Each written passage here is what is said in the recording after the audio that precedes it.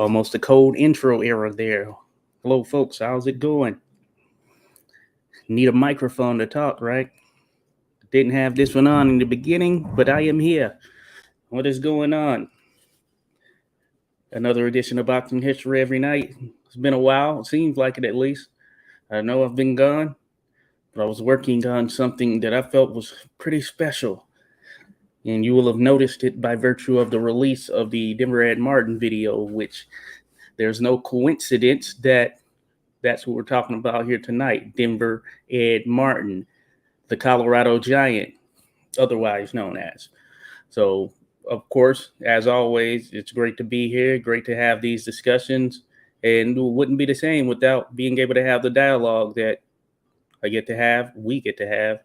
And that's an extra cherry on top, I guess you can say. So, back here for some more of the history talk here at night, because we can't get enough of it. So first thing foremost, let me look into the chat and say salute to my man Dan holding it down. Dan in the mix here. Appreciate you, Dan, as always, showing up and showing out, as they say. Dan says Denver Ed Martin, Bob Armstrong, George Godfrey, Hank Griffin. These great black fighters don't get enough recognition. Indeed, Dan. All great fighters there, all top level contenders from the time, and they played a significant role in the history of the sport, at least the growth. These were some of the standouts that were there in the sport at that particular time. So definitely respect in that regard. Appreciate you recognizing those great fighters there, Dan. As always, Dan mentions George Godfrey a little before them, but he's the greatest. George Godfrey, old chocolate. Yes, he came around a bit before. Heck of a fighter right there. Undersized as a heavyweight, but it didn't slow him down. He was still getting there to exchange and trade with the best of them. He was out of Canada, as a matter of fact, the Bog. Same place as George Byers, who was a younger relative, younger cousin somewhere down the mix or in the line there, and was instrumental for George Godfrey, he was instrumental for getting George Byers to the level that he was able to get in the sport as well, being one of the tough boxers from that period, both hailing from Canada. Man, Canada played such a significant role in the growth of the sport, certainly. Rodolfo Rivera Jr. in here. Salute to you, Rodolfo. Appreciate you being here, buddy, as always. Get to have dialogue, chat, all that good stuff offline. Always good to have you in here, Rodolfo. As you know, more info, more discussions to go on. Appreciate you without a doubt. So I'm going to be hitting you up for sure. Rodolfo Rivera Jr. And then Joshua Woods in here. Salute to you, Joshua Woods. Appreciate you dropping by. Always appreciate your comments that you share on the varying videos and such, sharing your insight. Always good to have such great insight. Same with you, Dan, Rodolfo, anyone who chimes in. Hey, that's what it's all about. We get to talk about these different individuals who competed in the sport at a high level back in the day. Joshua Wood says, well, unless you are a champion, you do tend to be forgotten. Yes, that often happens.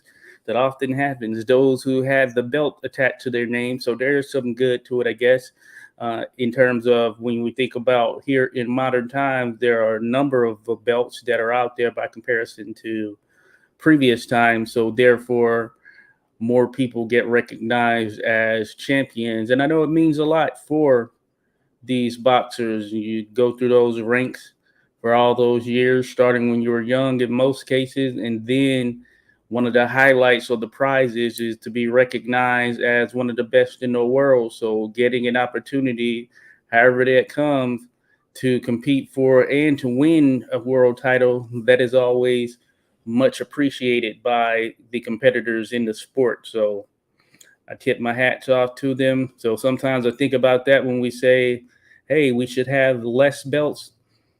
I guess an argument can be made for that as well. An argument certainly can be made.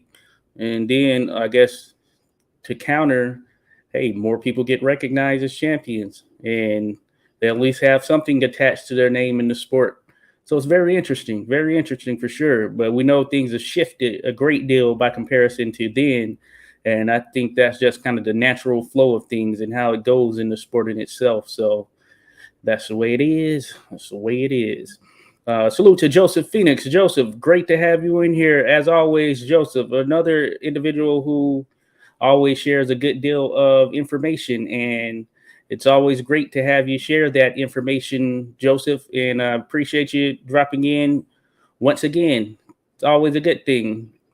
Gonna pull this up. We're here to talk about the great Denver Ed Martin. And Joseph Phoenix says, greeting 86 Boxing. You have teed up one of my favorite topics, late 19th, early 20th century black heavyweight fighters. Thank you there, Joseph. Salute. Yeah, hey, it's certainly interesting. It's always interesting digging back into those comments just to get a look at how these individuals competed, etc. So this is another one of those situations there, Joseph, and it's always great to chat and discuss it with you, and that's something I tend to do. So always good.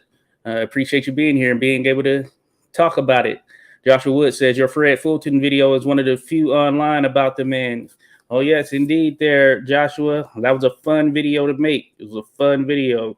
He was a name that I had heard on a number of occasions, and I knew a little bit about him, but actually being able to dive into that video, that took it to another level. And I really got a better understanding of who he was as a fighter and a newfound respect to the fact that, yes, he was most certainly one of the best. And I think that that essentially is the type of content I want to aim at putting out, that it goes into enough of a detail, enough level of detail to be able to really get a true picture of a fighter's career and find out some of those things that we didn't know, or I didn't know, maybe some others knew. Just a whole mixture there. Yeah, you never know. It's just so much information that we don't often get on these fighters, but it's good to dive into their careers for sure. Then Joshua Woods mentions, well, the 80s, we only recall Tyson, Holmes, Speaks, etc. So not all champs are created equal in regards to ABC, without a doubt. So, yep, that's one of the things with the belts as well. You know, you have those that may have had a belt or what would be considered one of the major belts, but they ultimately end up not being recognized in the same capacity. Some of that, you know, comes with style and just how the people tend to latch on to them. Of course, we've seen fighters who weren't necessarily considered the best of their era, like the top dog of their division. That being said, they made a mark on the sport. They made a mark on the fans. And in doing so, they were able to stand out in a different way, and even stand out more than some of the longer reigning champions or anything of that nature. You think about Mike Tyson, Evander Holyfield, Lennox Lewis got the better of him, but certainly they're not as popular as Mike Tyson when it comes to just the amount of interest he was able to generate from a fan perspective. So yeah, certainly levels to this. Certainly levels there, Joshua. So some can certainly be forgotten, even when champions, or not mentioned in the same regard at the very least. The Boz, welcome Boz. Thanks for dropping in. Says, hey buddy, sorry I haven't slept well, so I can't really participate, but greetings. Thanks. Oh, it's always good, Bros. No problem at all. We'll be back in the mix here on Sunday, another edition of Boxing Chit. So it's all good. Definitely understand. I had got off to a little slow start here tonight myself, but take care for sure. That's the good piece of things. Just make sure you're good for sure. So we always have the replay gang. So thank you to all on the replay. So here to talk a little Denver Ed Martin, folks. So I'll put up the little graphic there on the screen in itself, and that is intended to just give a depiction of what his record was. And he's one of those individuals who didn't have a ton of fights. Overall, 41 as far as what is listed as his official fight count. And he made a lot of progress in those 41 fights. He did not have to have many more to be able to stand out in some capacity. Now, when we think about Denver Ed Martin, he is of an era where there were a number of top level heavyweights, and his name probably doesn't ring bells in the same capacity as it previously had back during that time. But as I titled the video that we have out there on Denver Ed Martin, you'll see he was considered to be the cleverest boxer in the world at some point, at varying points there during the early 1900s. He didn't have a long career. He didn't have a ton of fights, as mentioned, but he made do with what he had as far as overall fight count. And he was born in Denver, Colorado, 1881. His nickname was the Colorado Giant. So that is where we get the Denver Ed Martin. I think it was probably pretty obvious. If you have Denver in front of the name, then you're in all likelihood going to be from there, or at least spent some time there. Yep, that's where he's born. You can see he had 23 wins, 10 losses, 3 draws, 4 no decisions, 1 no contest. 17 of his victories were via knockout. So he had a little bit of pop to him. He was a big guy just in general, not by sort of weight mass standards that we tend to see today, where the guys are 240 plus pounds. He was more in the low 200s range. And there were times he was under 200, not unlike some of the other heavyweights from that period who were in or around this same weight. So for Denver Ed Martin, he was 6'3", and a half, somewhere in that range. And 200 pounds, he could top at, a little over 200 pounds, but generally around 200 pounds. So he was a pretty sizable guy. He wasn't a massive guy when you think overall mass, but he did have, he was a strong guy, and he had more of a slender build for a taller guy, and he was able to work with that. Had a stiff jab for sure, and he was a threat for many during that period, especially on his initial run, his initial introduction to the actual sport in itself. Real quick, Joshua says, yeah, he was no Sam Langford in regards to fight numbers. Certainly not there, Joshua. Yeah, so one of those lower career totals, but it just so happens this is the same era as the likes of James J. Jeffries as well. And we understand and know that James J. Jeffries also didn't have a ton of fights when you compare it to some of his peers during that period. As a matter of fact, in totality, he had less fights than Denver Ed Martin. And I think the big thing that can be taken away from these particular fighters and competitors during that era is that, as I've always mentioned, they made use of and did the best with the amount of fights they had. So oftentimes these fighters, they were in with tough competition out of the gate, and that is not unlike what happened with Denver Ed Martin. His first fight was against Bob Armstrong, the king of the battle royal, Bob Armstrong, who would go down as likely one of his greatest rivals. I would say his top 3 rivals were Bob Armstrong, Jack Johnson, they fought twice, and Sam McVeigh, they fought 4 times. So for Armstrong and Denver Ed Martin, they fought 5 times, I believe it is. 5 times, 4 or 5, but I think it's 5. And that was his early rival and probably his top rival, just because he was really that first introduction to the sport as far as competition is concerned. As far as competition is concerned there for Denver Ed Martin early in his career. And that was his first fight. So Denver Ed Martin started out the gates with Bob Armstrong, who came in at that time with a record of 12-6-6. And he too, like Denver Ed Martin, started tough as well. So as expected, he really gave it to Denver Ed Martin in that first contest, because Martin was, of course, fairly green coming in and taking on Denver Ed Martin. or taking on Bob Armstrong. And it's mentioned in the video as well that when that actually happened, Bob Armstrong had already won the world colored heavyweight title by that time. He had won and lost it, as a matter of fact. He had been in there with Frank Childs, Joe Chowinski, amongst some others who were top level heavyweights at that time. So that was the first fight for Deverett Martin against a guy who was seasoned in terms of just overall fight competition, because as mentioned, all these guys, they were fighting tough from the get-go, and similar thing there. So you didn't catch many breaks there early on in your career during this period. This is regardless of who you were. Same was with James J. Jeffries, a number of the other fighters from that period who ended up making it to that elite level, I guess you can say, that top level, or those name fighters. They often, started pretty tough. It wasn't the case with all of them, but a number of them, I would say, started tough, especially if you saw them rise up the ranks. They would have been in there with some tough competition early.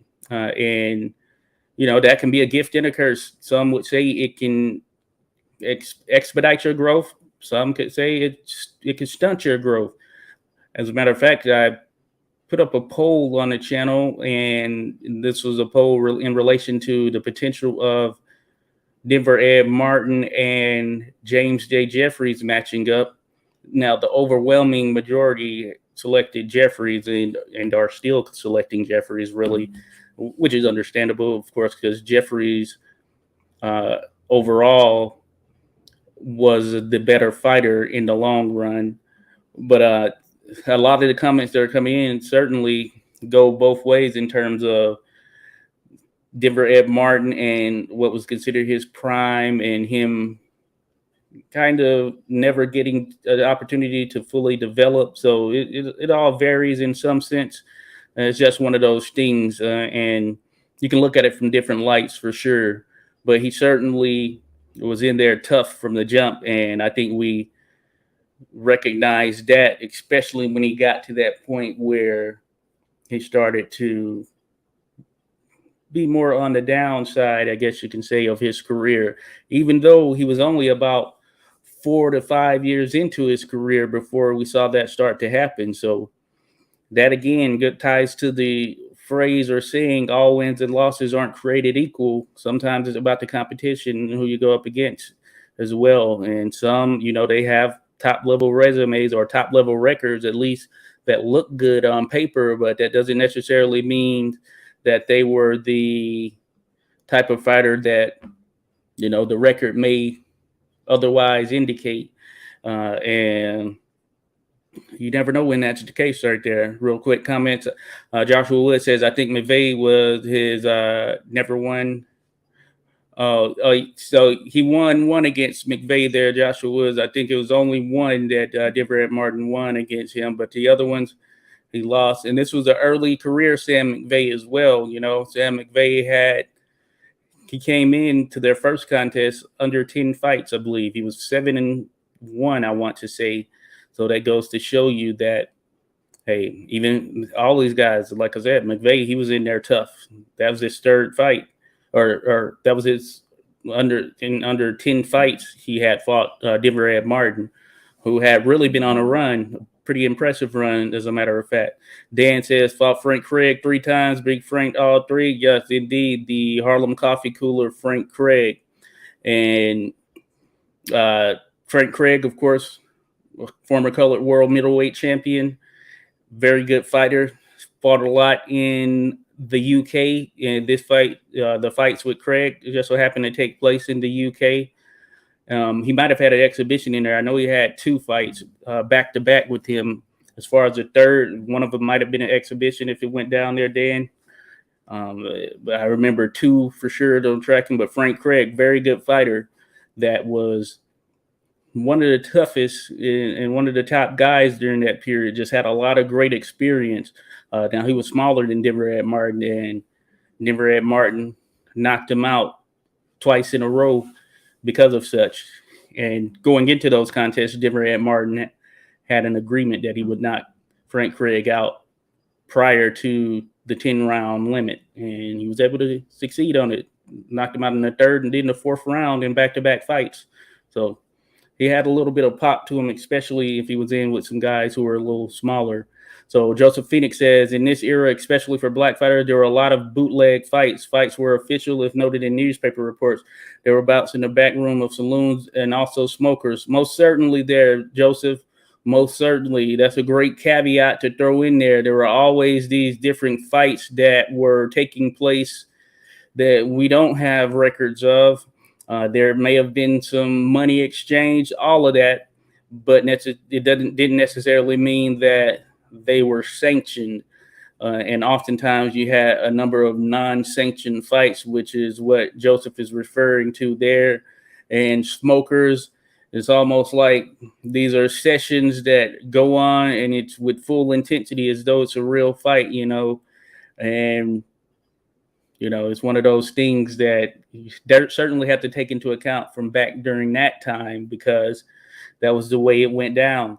And if there was an opportunity to get money doing your trade, even if it wasn't official, then you would take that opportunity. So a lot of this happened. As I mentioned in the video as well on Deborah Martin, that he was on an exhibition tour with Gus Rulin, and he would take on just different people, giving them the opportunity to stand with them for, I want to say 2 rounds or something like that, with $50 on the line. I didn't know the exact number on how many of these he participated in, but I'd imagine it was a lot of them. Not unlike John L. Sullivan, who did a similar thing when he was a champion or whatever, or even I believe prior to such, maybe even. But just going around and looking to take on whoever. You get in there, stand in the ring. You can win this amount of money if you can last the 4 rounds. Otherwise, hey, you tried. And so, yeah, a lot of that stuff. Great point right there, Joseph. Salute to Black Boxing. Appreciate you being in here, Black Boxing. Everyone check out Black Boxing. He has a channel where he's providing content as well, generally centered on those historic fighters that we always like to discuss. So big up to you, Black. Appreciate you dropping by as always. And we'll have to have a discussion at some point as well. Always great to get you on here and share your thoughts. So everyone check out Black Boxing. Hit the like and the subscribe. That'll be great. Dan sends his regard. Joshua Wood says Prime was perhaps the mid 1900. Yeah, I would say so. Joshua Woods for Denver. Ed Martin, as mentioned, he got off to a pretty hot start. Yeah, I would say his prime was probably in around 1903, 1902, 3, 4-ish, somewhere in there. And he really took off from the start, and he was in with the competition I mentioned, and he was really impressive for many during that period. And there were many he viewed him as the potential next world heavyweight champion, just given what he was able to do in the ring.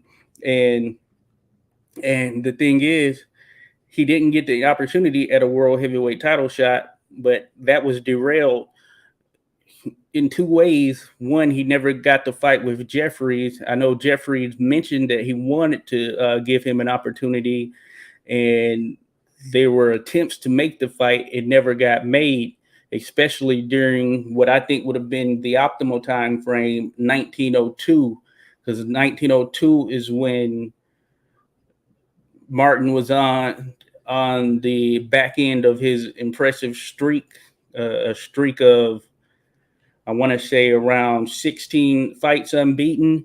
And he had taken out Frank Childs, who was a colored world heavyweight champion at that particular time.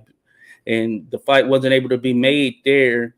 And despite the color line being drawn for Jeffries as far as fighting black fighters for the world heavyweight title, he wasn't against that during that period. He wasn't against that in 1902. As a matter of fact, he said that he was going to give Denver Ed Martin an opportunity, and it was because he felt he was a good fighter and knew he was a tough fighter. So around that time frame, they were trying to make it. So I don't know what happened in ultimately it not being made, besides the fact that there were always also some conflicting sort of matchups that were being put out there, like him taking on Bob Fitzsimmons, Tom Sharkey, etc. So those could have thrown something in there.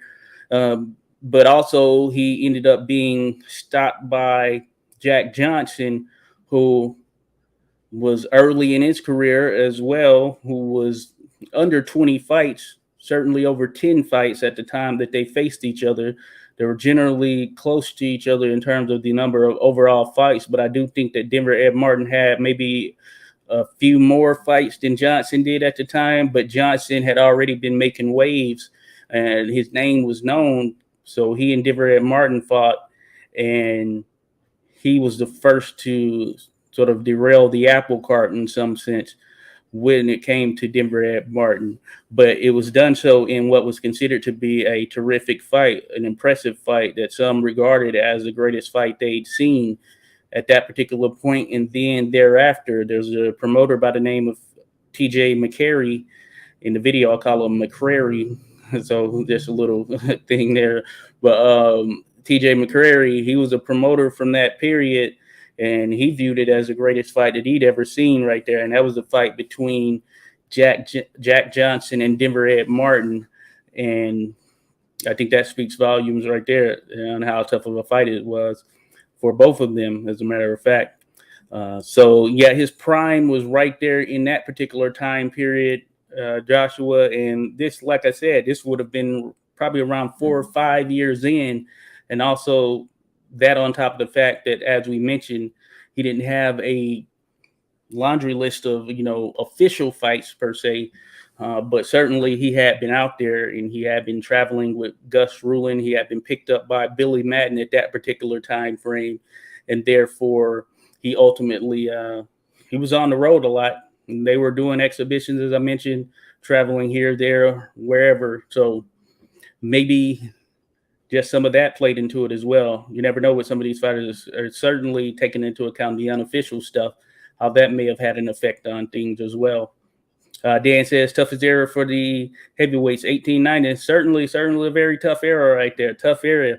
And anytime in and around there, tough not only from a competition standpoint, but also from a title standpoint. As we mentioned, one belt. There's only really one you can go after, the world heavyweight title. For the black fighters, they had the colored world heavyweight title. Even that within itself was tough to get too. So it was just tough era, and not a lot of championship gold to go around. Not a lot of it for sure. Joseph Phoenix says one of Jack Johnson's early bouts was on a beach in Texas. The great John L. and Gentleman Jim were known to fight on river barges. Yep. And there was a TV episode with Moses Gunn depicting a black fighter long in the game and scraping by for a few dollars, not likely to be noted in newspapers. Did Denver Ed fight Hank Griffin, Frank Childs? So yes, Joseph, he actually did fight Hank Griffin and Frank Childs. Matter of fact, he knocked out Hank Griffin in the 7th round, and Hank Griffin was a very good fighter. He's a very good contender from that time.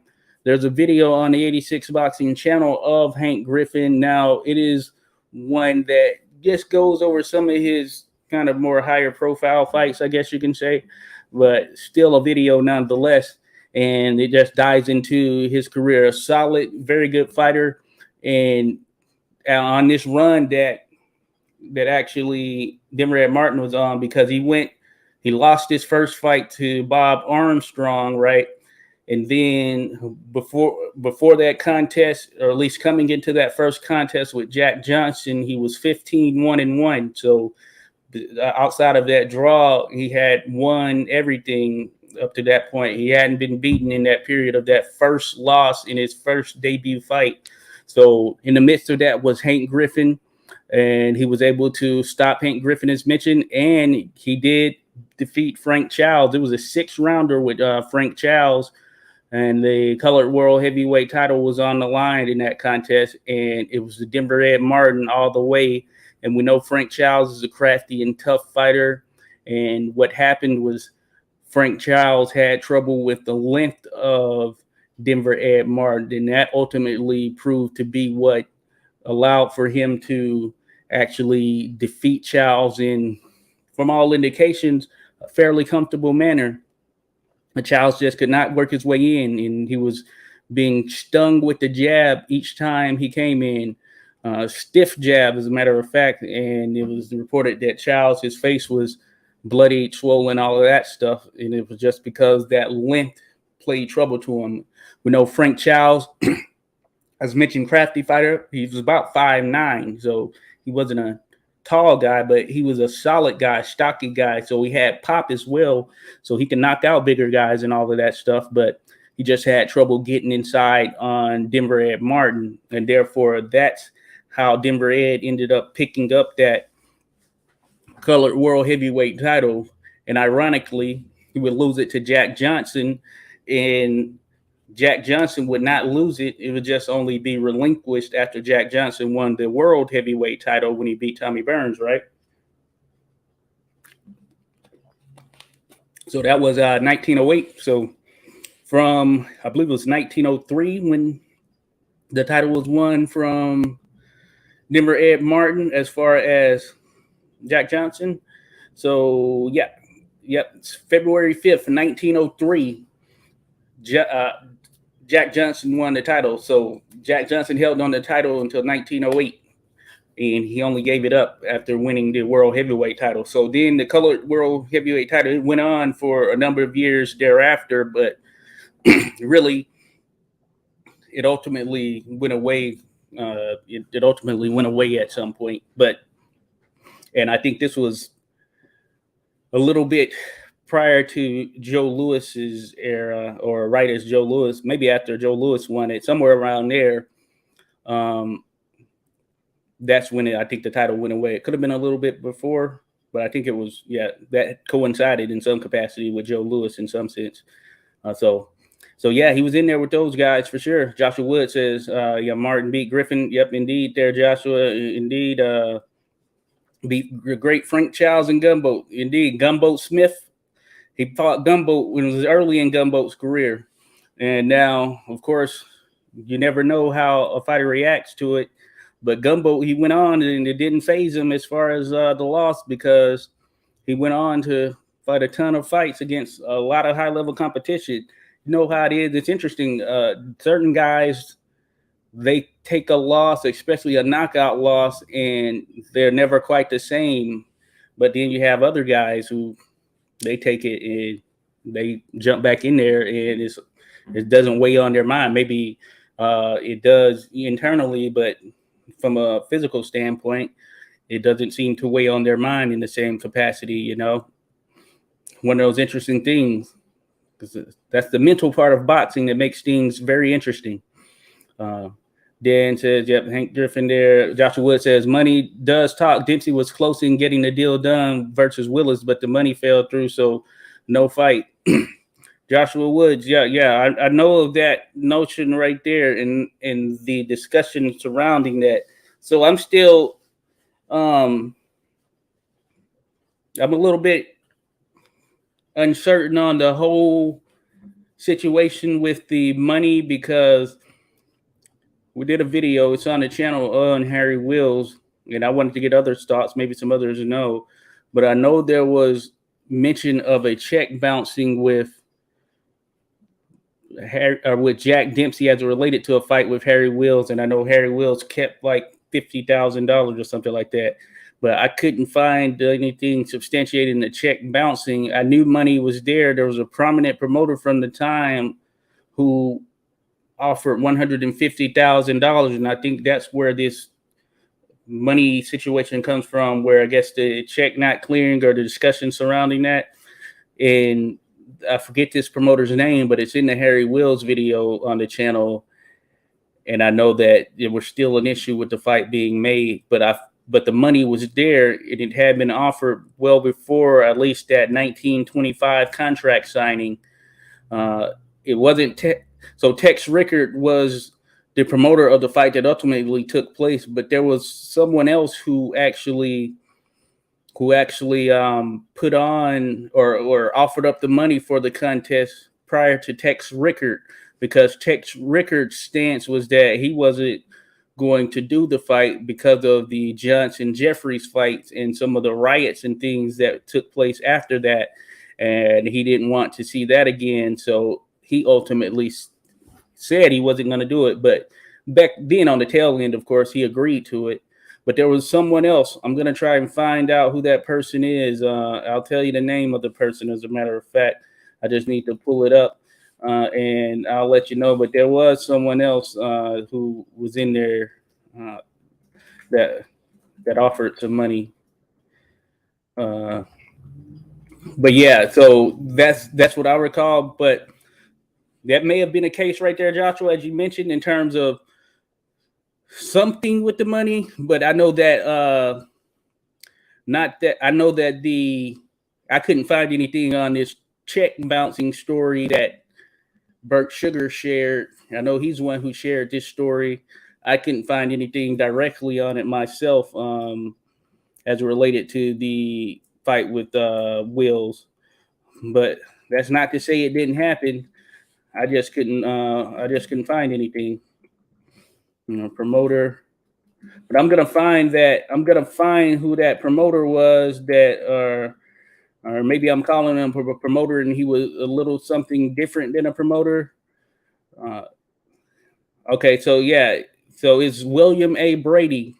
Matter of fact, he offered $200,000 for William A. Brady. The intended purse split was going to be $150,000 for Jack Dempsey and $50,000 for Harry Wills. I'm gonna see if I can see. Yeah, I have some articles that will lend or take us to that. As a matter of fact, it's interesting. I know this is about Martin, but that is an interesting one right there. It's an interesting one. Certainly worth mentioning there. But William A. Brady is the promoter. Let me see.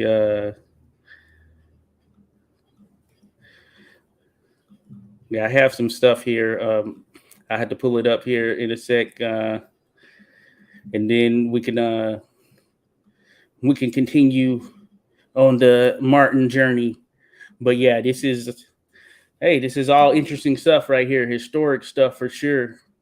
When we're talking to history, a lot goes into it, and it is one of those things. I always enjoy talking about the sport in itself. So here, I'm gonna go check this out. So this is I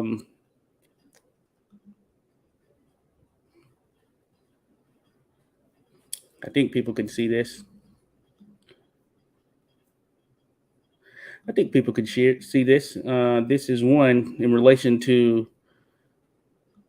So there were some points in which I was on the wrong one. I had another one up, but here, so William A. Brady, this is just one of the examples. He was a New York promoter, as a matter of fact, guaranteed $150,000 for Jack Dempsey and 50 for Wills. There's some other stuff out there on it too. So this was 1922, right? So he and Wills ended up signing this contract in 1925. And what I recall that was tied to that was at this particular time, Tex Rickard was on board and they set up a tournament of some type where the best of the heavyweights were supposed to come out. So I know that Wills ended up fighting Bartley Madden. He ended up fighting Luis Angel Firpo, and he beat both of those guys. And it was intended that he was going to get the shot. And that's when the 1925 contract was signed. And yeah, it didn't happen. Something fell through there, as mentioned. And then he went on to fight Sharkey and lost to Sharkey and then Polino. But after 1925, Wills, he had slowed down in terms of at that point with fight totals and everything. He was on a hell of a trajectory there, a hell of a run from 1918 up till probably a little after 1922. But then gradually his fight numbers started to decrease. And then the one video that I know is most seen is the one of him in there with Paulino Uzkadum. But Wills pretty much had 1 foot in, 1 foot out the door at that particular time in actuality. So, but there's some other stuff out there, certainly. So that's where I was getting at. So it might have been the case, but I know that there was an offer there, as mentioned, and 150,000 would have been a hell of a lot of money at that particular time. So this was 1922. So 1922. So if we even go by the Bureau of Labors and Statistics and put in 1922, and we put 150,000, which is what Dempsey's purse would have been. That would have been the equivalent of 2.7 million, and Wills with the 50,000 would have been almost 1,909,000. Really, if you round up, 910,000. So that would have been a pretty hefty sum for both of them. Now, as I understand it, the 50,000 when they had signed this 1925 contract, which I don't think it was William A. Brady who provided that funding. At least I don't think that's the case. I think Wills got to keep that 50,000 because of the contract, not I guess going through or being substantiated or something, whatever happened with it. But a very interesting one there for sure. Very interesting one. Yeah, we could dive into that a bit more. I know that kind of took us on a sidetrack, but it was good to check it out. Good, interesting, very interesting. Dan says he even fought Tommy Ryan when Ryan was really old because Ryan was training Jeffries and Armstrongs with Jeffries' main sparring partner, and they were crew. Ryan, Jeffries, Armstrong, Crider Group. Yeah, good stuff. Yep. And you know, Hank Griffin, he was someone that Jeffries fought a couple of times as well, and I imagine they had some fights or they worked together outside of the ring as well. So the guy for Denver Ed Martin, it was ultimately Gus Rulin. And we know that Gus Rulin, he is one of the heavyweight contenders from that time who competed. And there is video out there on Gus Rulin, albeit not a lot. I think, or at least the only one I know of as far as just seeing him actually there boxing that I can think of is the one with James J. Jeffries, who ultimately fought, or who Rulin ultimately fought for the world heavyweight title, and he did lose that matchup. So Denver Ed Martin was essentially team Rulin. Billy Madden was the manager for both of them, and Billy Madden was a prominent fight promoter or fight manager, I would say, from that particular time. He had managed John L. Sullivan, I guess discovered and managed John L. Sullivan, Nonpareil, Jack Dempsey. In addition to them, also Peter Marr, that was another one. I believe Charlie Mitchell was another one that Billy Madden managed. And there were some other ones as well, but from some pretty significant names in the sport, especially during that era. Yeah, Ryan just had to fight. Certainly. Yeah, we know there's a video there on Tommy Ryan, who was very, very, very tough fighter right there. Very good fighter, very technically sound fighter. Another clever fighter like Martin, who was regarded for his skill. Tommy Ryan, there's a video on the channel for him. Man, he's underrated. He's another one of those guys who was a champion multiple divisions, of course, but he doesn't always get the name recognition. Some of it probably because there's no video of him, or at least no video of him actually in action boxing. There's an interview of him that when he was at an older age, which is cool to have too. That is cool to have, to actually have him on video, and he's talking about some of the fights and stuff. But there's no video of him when he was youngster in action, actually competing and all that stuff. At least nothing that has been found. knock on wood, in case that there was something out there filmed and it's somewhere out there, which would be cool. Hey, I'm always for it. Hopefully, something like that does pop up. Joshua Wood says both Denver and Ryan were to the end when they did that 6-round ND. No, yeah. So, yeah, really after, I would say, after, after 19, probably 03, it was tough sledding for Denver Ed Martin. I don't know if he hit a wall or what, but he was kind of figured out in some sense because of the body. He was taking damage to the body. He was knocked out twice in concession by both Jack Johnson and Bob Armstrong to the body. And I'd imagine that probably shook some confidence or something. Dan says Ed Martin was 30 rounds, 42. Yeah. And So, I think, by that point, Martin, I guess wasn't quite the same fighter, still clever, crafty, but I don't know, confidence-wise. And it was a good question. Salute to Flack, who had actually brought it up. He had mentioned something in that regard as far as like what happened with Martin to send him on this sort of slide that he was on. And I think, maybe it was more the mental game than the physical piece of it, because opponents started to hone in on the body. So the body, Sam McVeigh, similar situation, knocked him out by digging into the body. So I think he reached a point where maybe he mentally couldn't shake that. I was thinking of a recent fighter here in modern times. There's this Puerto Rican fighter by the name of Albert Machado a few years back, maybe a little more than a few years back, but certainly the latter part of this last decade. He was, I think, a 130 pounder, and he was on a pretty solid run. It looked like he was going to do some good things in the sport. And then he got stopped to the body. And then from there on, it was like, I don't know, he was mentally shaken, Albert Machado. And it was like any fighter could have gone in there and aimed for the body. And almost, it seemed as though they were going to take him out to the body, because he had been, I think, mentally broken as it related to the body shots. I think that may have happened there with Denver Ed Martin. Of course, don't know for certain, but it seems like that played some type of role, at least him losing to such, or losing via such. It seemed to play some type of role, if you ask me. So Dan says, Ryan, a middleweight and welterweight, but fought for the heavyweight and light heavy, fought heavyweights and light heavyweights. Yep, Tommy Ryan, one of those guys who transcended weights. Yeah, he would fight guys much bigger than him, like a number from the time. So, it was William A. Brady, Joseph. Yeah, we were digging into that. Hello, salute to my mother there, dropped in. Appreciate you being here, as always, showing some love into the boxing history. So sending my love out there to your mother. Appreciate you, as always. Thank you for hopping on here at this particular time.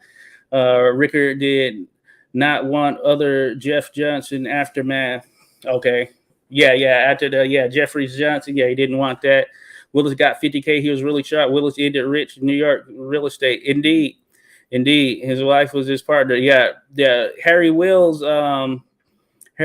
he ended up being pretty successful. He made good with the money that he made in the sport, and he used it well. He went about it well. His wife played a role in that. So Dan is correct there. So he was comfortable there in retirement.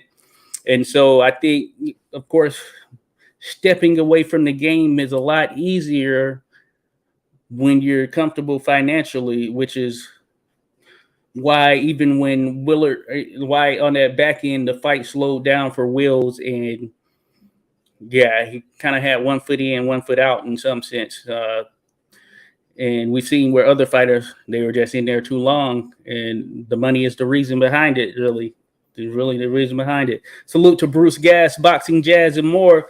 Salute to you, Bruce. Appreciate you dropping in. Check out Bruce, everyone, if you haven't checked him out. Great guy right there, Bruce Gass, holding it down. His channel is great for a lot of good content on not only what's going on now, but the historic stuff as well, especially dating back to like the 70s, 80s, 90s, that type stuff. Bruce is all over it. even before that as well, but it puts me on game for so much content that was tied to the 70s, 80s, 90s, all of that, all of those periods, etc. Bruce was out there in the mix himself doing his thing. So salute to you, Bruce. Appreciate you dropping by. Everyone check out, like and subscribe for sure. Bruce Gas in the building. Joshua Wood says the Dipsy Wills comment was why I was supposed to suppose on why they fight with Jeffries Martin fell through. Yeah, it may have been. So there were money being offered for that one, a similar situation where there were calls for the money. In the video I have, so the guy I mentioned, TJ McCrary, he offered 15,000 or a purse of no less than 15,000, and the equivalent at that time was I need to look back on the actual thing now. It was a high number though. It was a high freaking number. I want to say 500 and something thousand or something of that nature. Let me see here. I got to look this up because it was a pretty significant number in terms of what 15,000 was in 1902 or 3. Let me see. So TJ McCrary, he was Thomas Jefferson McCrary. He was one of the promoters from that period. So let me see. Oh yeah, I'm still in the I'm still in the Dempsey. 1 second. Bear with me, folks. Bear with me. No production crew here. I have to pull it up real quick myself. So yeah, so here it is. So TJ McCrary offered 15,000, but also Billy Madden, who was managing Denver and Martin, he wanted to have the fight happen, and he guaranteed that the purses would reach $15,000, and he put a $1,000 bet on such. And I know they wanted to have the fight in San Francisco as well. And then there was this group out of Oregon, I believe it was. Let me see. Look here. I think it was Oregon who offered 15,000. So yeah, it was Portland, Oregon, the Pastime Club. They offered 15,000. The purse was going to be, I believe it was going to be 15,000 for Jeffries, and $1,000 was 35,000 equivalency in 2023, and 15,000 was 532,000. So $500,000, a little over $500,000 is what that would have been the equivalent of, which was significant for the time, especially when you think about, this is like 1902, 1903 time frame. And John L. Sullivan, for instance, when he fought, he played a major role in the sport and had a significant impact. He's estimated to have made over $1 million in his career. Just think about that. Insane. Over $1 million and what that equivalency would have been at that particular time. So pretty insane. Dan Rickard, all about matchup draw. Rickard said the fight couldn't draw money. So yeah, Rickard, I know, he had a number of things he had mentioned in there, but he eventually joined into the mix. I know that Doc Kearns was noting drawing the money, the draw for Wills as well. So that was something that certainly did come up in that regard. So Dan says Martin first fight against Armstrong, and then everyone else in really solid career, but short prime and too tough of opposition right out of the start. Certainly there, Dan. That is certainly fought all the toughest, takes a toll. Also a smart guy, didn't end up punchy. Sharp guy, had a cigar shop, lived to 59. Not too bad for fighters back then. That is correct. He did have a cigar shop in Oakland in the aftermath of his career. Again, going to pull this up here. Denver and Martin, 23 wins, 10 losses. A lot of those 10 losses came towards the back end of his career where he was just really I guess it was tough for him to withstand what was coming back. So he fought Sam McVeigh in 1903, the first fight with McVeigh, and he lost via first round knockout. It was a body shot that did him in that first fight. And then he rematched Sam McVeigh, came back in a 10 rounder, and he ended up defeating Sam McVeigh. Now, from there, he went on to take on Jack Johnson, and he lost to Jack Johnson. He was knocked out by Jack Johnson. So this is how, as I was mentioning, the trajectory was pretty amazing, or he was on a pretty impressive run to start out. And then he ended up going on a slide. I told you he went 15-1-1, and then so he lost in 1903. That's when he first fought Johnson. I mentioned in February he lost to him via points in a 20-rounder, excellent fight. Then June of the same year, lost to Bob Armstrong, a knockout to the body. 1903, as I mentioned, McVeigh in September, lost to the body. Then he beats McVeigh. Coming into the contest, Billy Madden was saying that, hey, he would be in form and all that stuff. And he was in form. And he beat McVeigh in a 10-rounder. But then he fought Johnson again to start in 1904. So, yeah, when he beat McVeigh, it was 1904 as well. So he lost to Johnson in 1904. And then there's a Frank Childs fight that was listed, but I couldn't find anything on it. So I don't know if it actually happened. It may have been one of those that was kind of official, unofficial. I couldn't find any direct content surrounding it. But then he fought McVeigh, lost to McVeigh. He was knocked out. Then he was knocked out by someone named Tom Costello. Then he was knocked out again by Sam McVeigh. So he went on these. So that little run right there, I would say between 1903 and 1907, yeah, that kind of did him in. So after that, he did continue fighting, and he had some sort of breaks and points and even a retirement. I believe it was 1916 when he retired, and ultimately came back in 1921, which was going to be a long shot anyway. And he got a couple of wins against some guys who he was going to be better than, just given that he was a very talented fighter. But he ultimately ended his career being dropped 6 times in the first round, in a first round knockout loss to Harry Wills. So imagine that. Went out to Harry Wills, knocked out, dropped 6 times in the first round. So of course he shouldn't have been in there because he had got some wins as mentioned, but they weren't against top shelf competition, or at least the best of the best. And it probably gave him some confidence at least, but he went in there and reality kicked in when he took on Harry Wills. So that was his last actual matchup from an official standpoint. So it was 1921 is when he called it a career. But between that 1903, that first Johnson loss, and then I would say up to 1907 when he was going up against Johnson, then McVeigh. And I think it was like, yeah, that's what did him in right there. And he couldn't quite capture that same type of energy or that same type of streak, feel, confidence that he previously had. As mentioned, I think it could have very well, we don't have it on film and all that stuff, so could have very well been a confidence thing. Come to think about it, I'd be interested in knowing what others' thoughts on, but that's what I think. I think it might have been a confidence type situation because of the fact that prior to that, he was pretty much rolling on all cylinders. But once he got figured out to the body, it seems like it went downhill from there. And boxers started honing in on it. So that leads to a big question in the poll of what if he and Jeffries fought? And people have made some very compelling points. I thought it would have been an interesting matchup. Probably would have went a good little bit as well, but Jeffries, he could work the body, and Jeffries was a tough, stronger guy.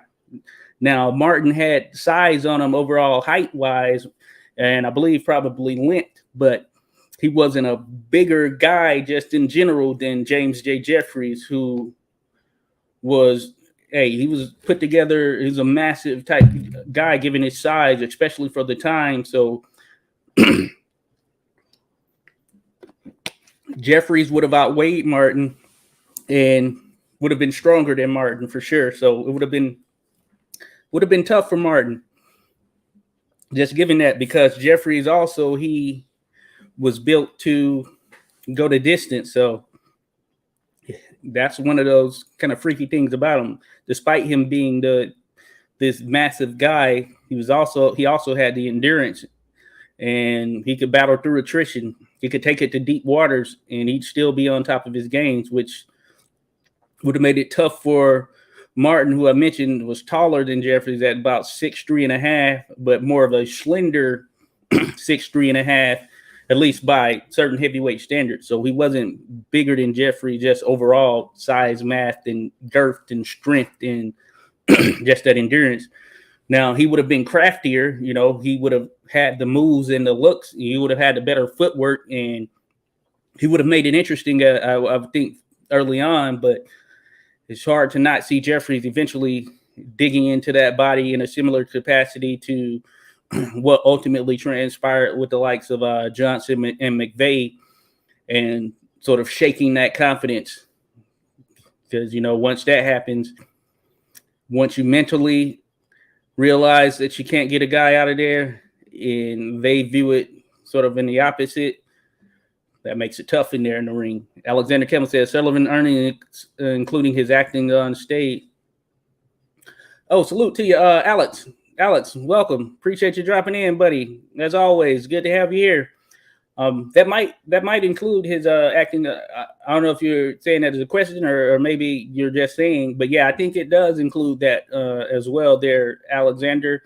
I think, yeah, his overall earnings of over $1 million in his career. Yeah, I think that's taken into account. Yeah, the stage stuff as well, because of course he was on tour with the stage play, Honest Hearts and Open Hands.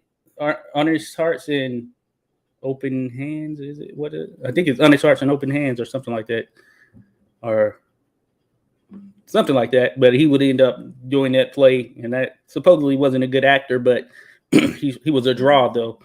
It would have been interesting to have it. I think maybe some of those might have been, or there's posters for him, so some of those might have been filmed at some point. Who knows?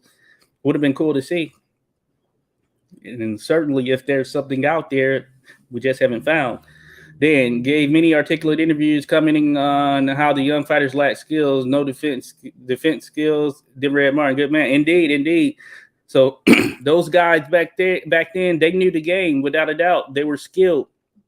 A lot of people think that these guys of the late 1800s, early 1900s were cavemen. No, they weren't cavemen. They knew what scientific boxing was.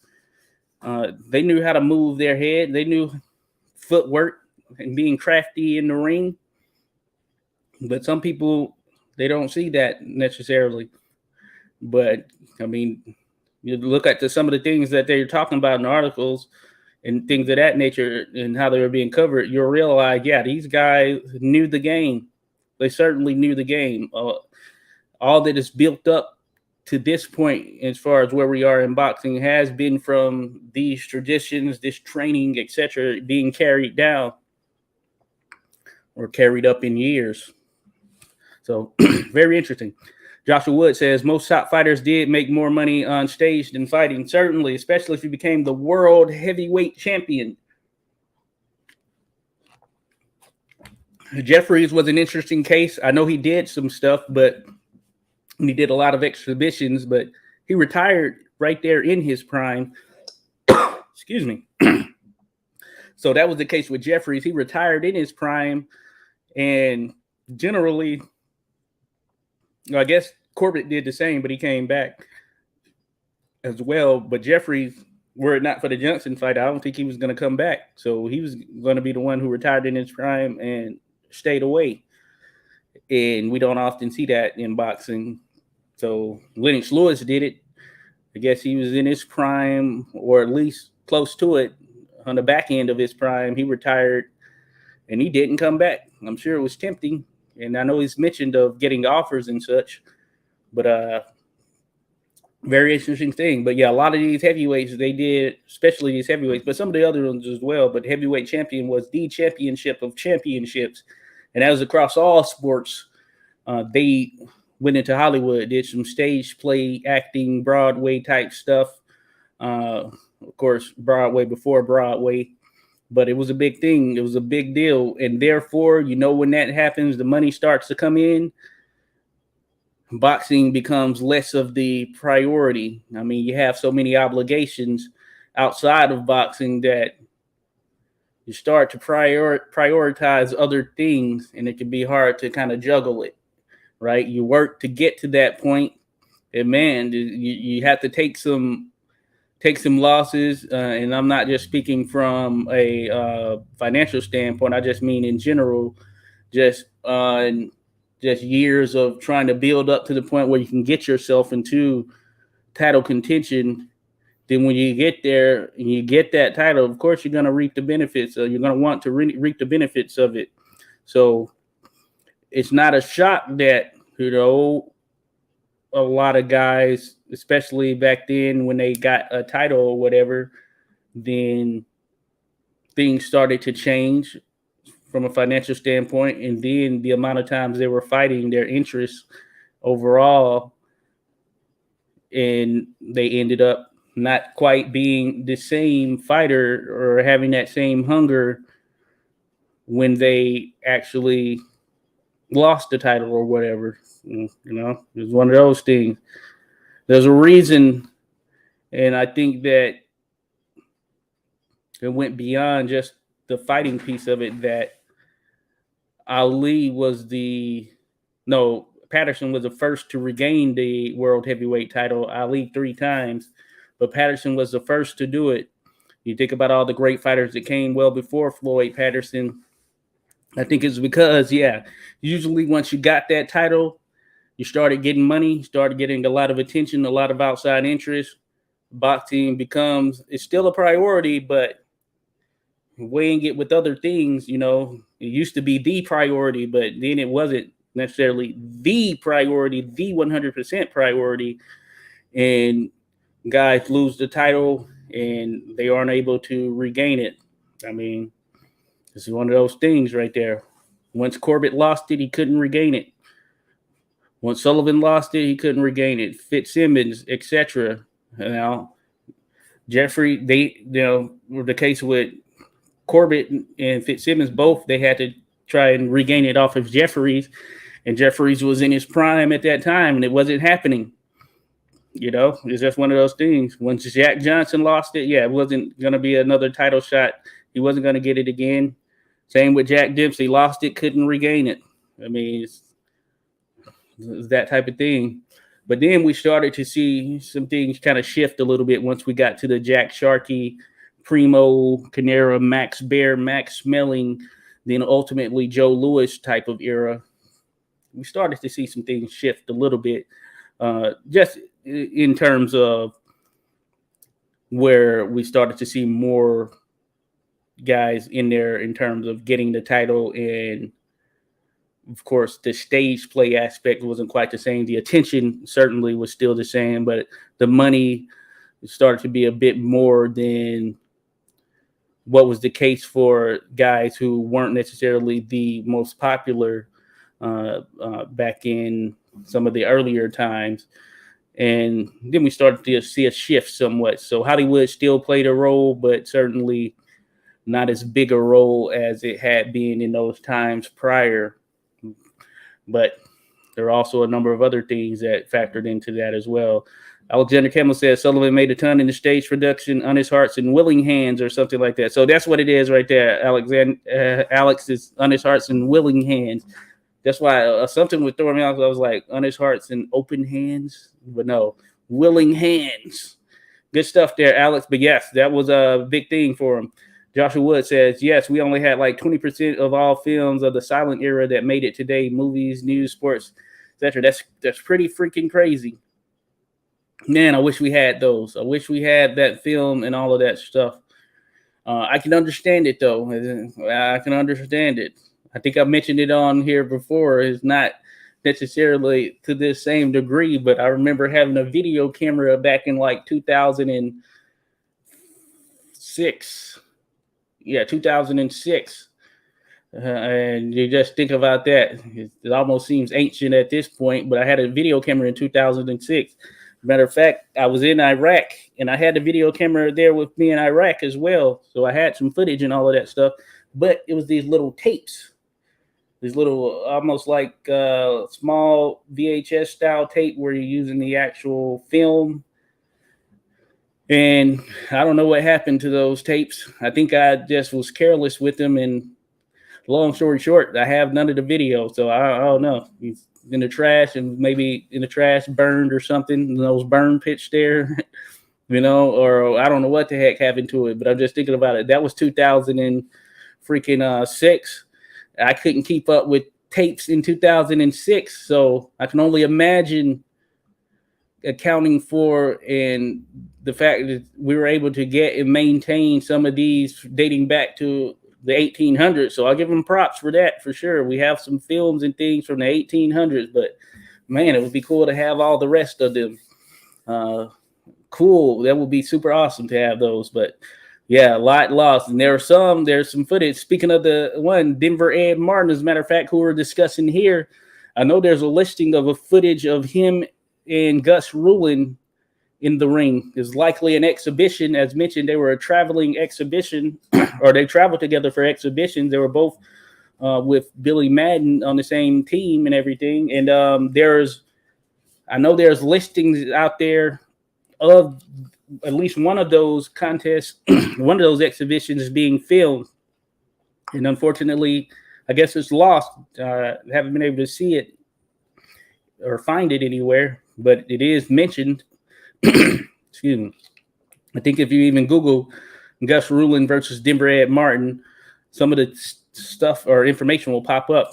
I think it was I think it's in one of those film databases, one of those historic or film or one of those film companies, or maybe it's even a nonprofit or something of that nature. I can't recall, that maintain records of films that were at least out there that were once produced or whatever, and they have it listed there, but they don't have the actual film. And I was looking into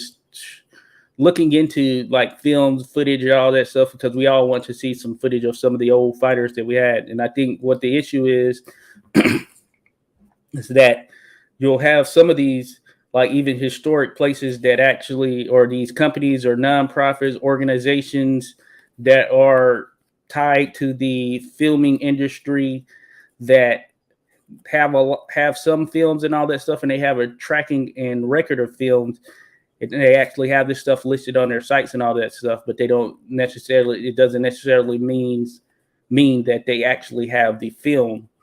And that's something I came across reading in some articles, excuse me, and even what went into some of the research and trying to get Harry Greb videos, not for myself, but some others who were trying to do that. I think Steve Compton ran into a similar thing. So you can see where stuff was actually filmed, and if it's lost, I know there is a database of films that were actually lost that we know of. And then I'd imagine there are some that aren't necessarily listed there in that database for record keeping purposes that may be lost. So it's one of those things. I'd imagine boxing was a big piece of it, because that was one of the top grossing, I guess you can say, sports related films type of entities during that period. You think about it, a lot of the other sports were generally in infancy, or at least not as popular as boxing at that particular time. So therefore, boxing was the sport. And it was easier, of course, to film boxing, because in theory, even if you had only one camera, which is what we saw from some of those angles at the time, you'd at least be able to pretty much catch everything going on in the ring. Of course, if it's baseball or football, then there's a lot more movement involved. You take into account the width of the field, width and length, and all that. So interesting stuff. So Alex says Jeffries had one punch power.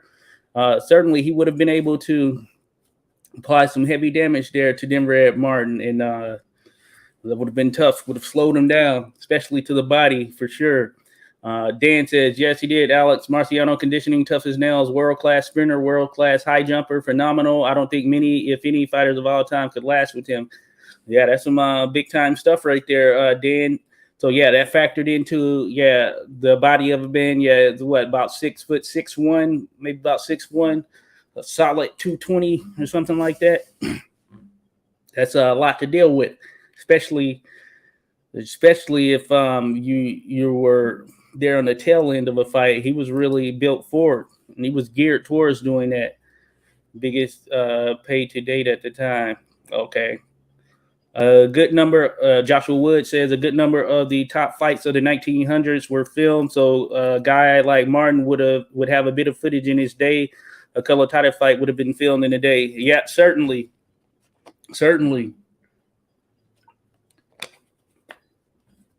Yeah, I wish I wish we had that Jack Johnson versus Denver Martin first fight just to see how it was regarded. It went 20 rounds, as mentioned. Denver Martin was leading through the first 10 rounds. Then Johnson started to get more aggressive on the offensive side. I think Johnson ended up dropping him a couple of times and almost looked to have Martin out. But by the 14th round, Martin got back in the flow and, made it more of a fight again. But that being said, he ended up losing the decision. But it was supposedly a damn good fight. And then I hear mention of some of the other ones as well that have been some classic fights that took place in or around that time, even before. And yeah, man, it would be so cool to have some of that stuff. But yeah, you're right there. In all likelihood, a number of these, or at least a lot more, were filmed than what we have right now. And especially when it comes to Australia and France, I'd imagine they had some stuff because, a lot of fights, especially heavyweight fights, took place over there in Australia and France, with guys like McVeigh, Joe Jeanette, Sam Langford, Johnson, even, etc. But especially those guys, it would have been pretty awesome to at least run across some of those databases there. Maybe there is some stuff there, some universities, etc., or some stuff in some places where boxing isn't necessarily thought of to the degree where they see it worthwhile, at least at this point, to really dive into, like, hey, we have this old film of some people boxing. Who are they? Should we look into it? Maybe it's not a priority, that type situation. And it's interesting to think about. It's certainly interesting to think about. Dan says, Jeffrey, $75K for fiasco against Johnson. No dummy. Jeffries, he was retired 6 years, put on 150 pounds of blubber, ridiculous but lucrative. Yeah, that's that was pretty crazy right there. Yeah, the money became too much of an offer to refuse.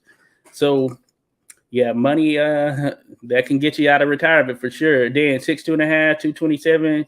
Extreme condition. Jeffrey's different from the rest. Any era.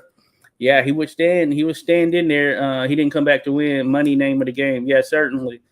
I mean, yeah, you're away that long, especially putting on him being over 300 pounds.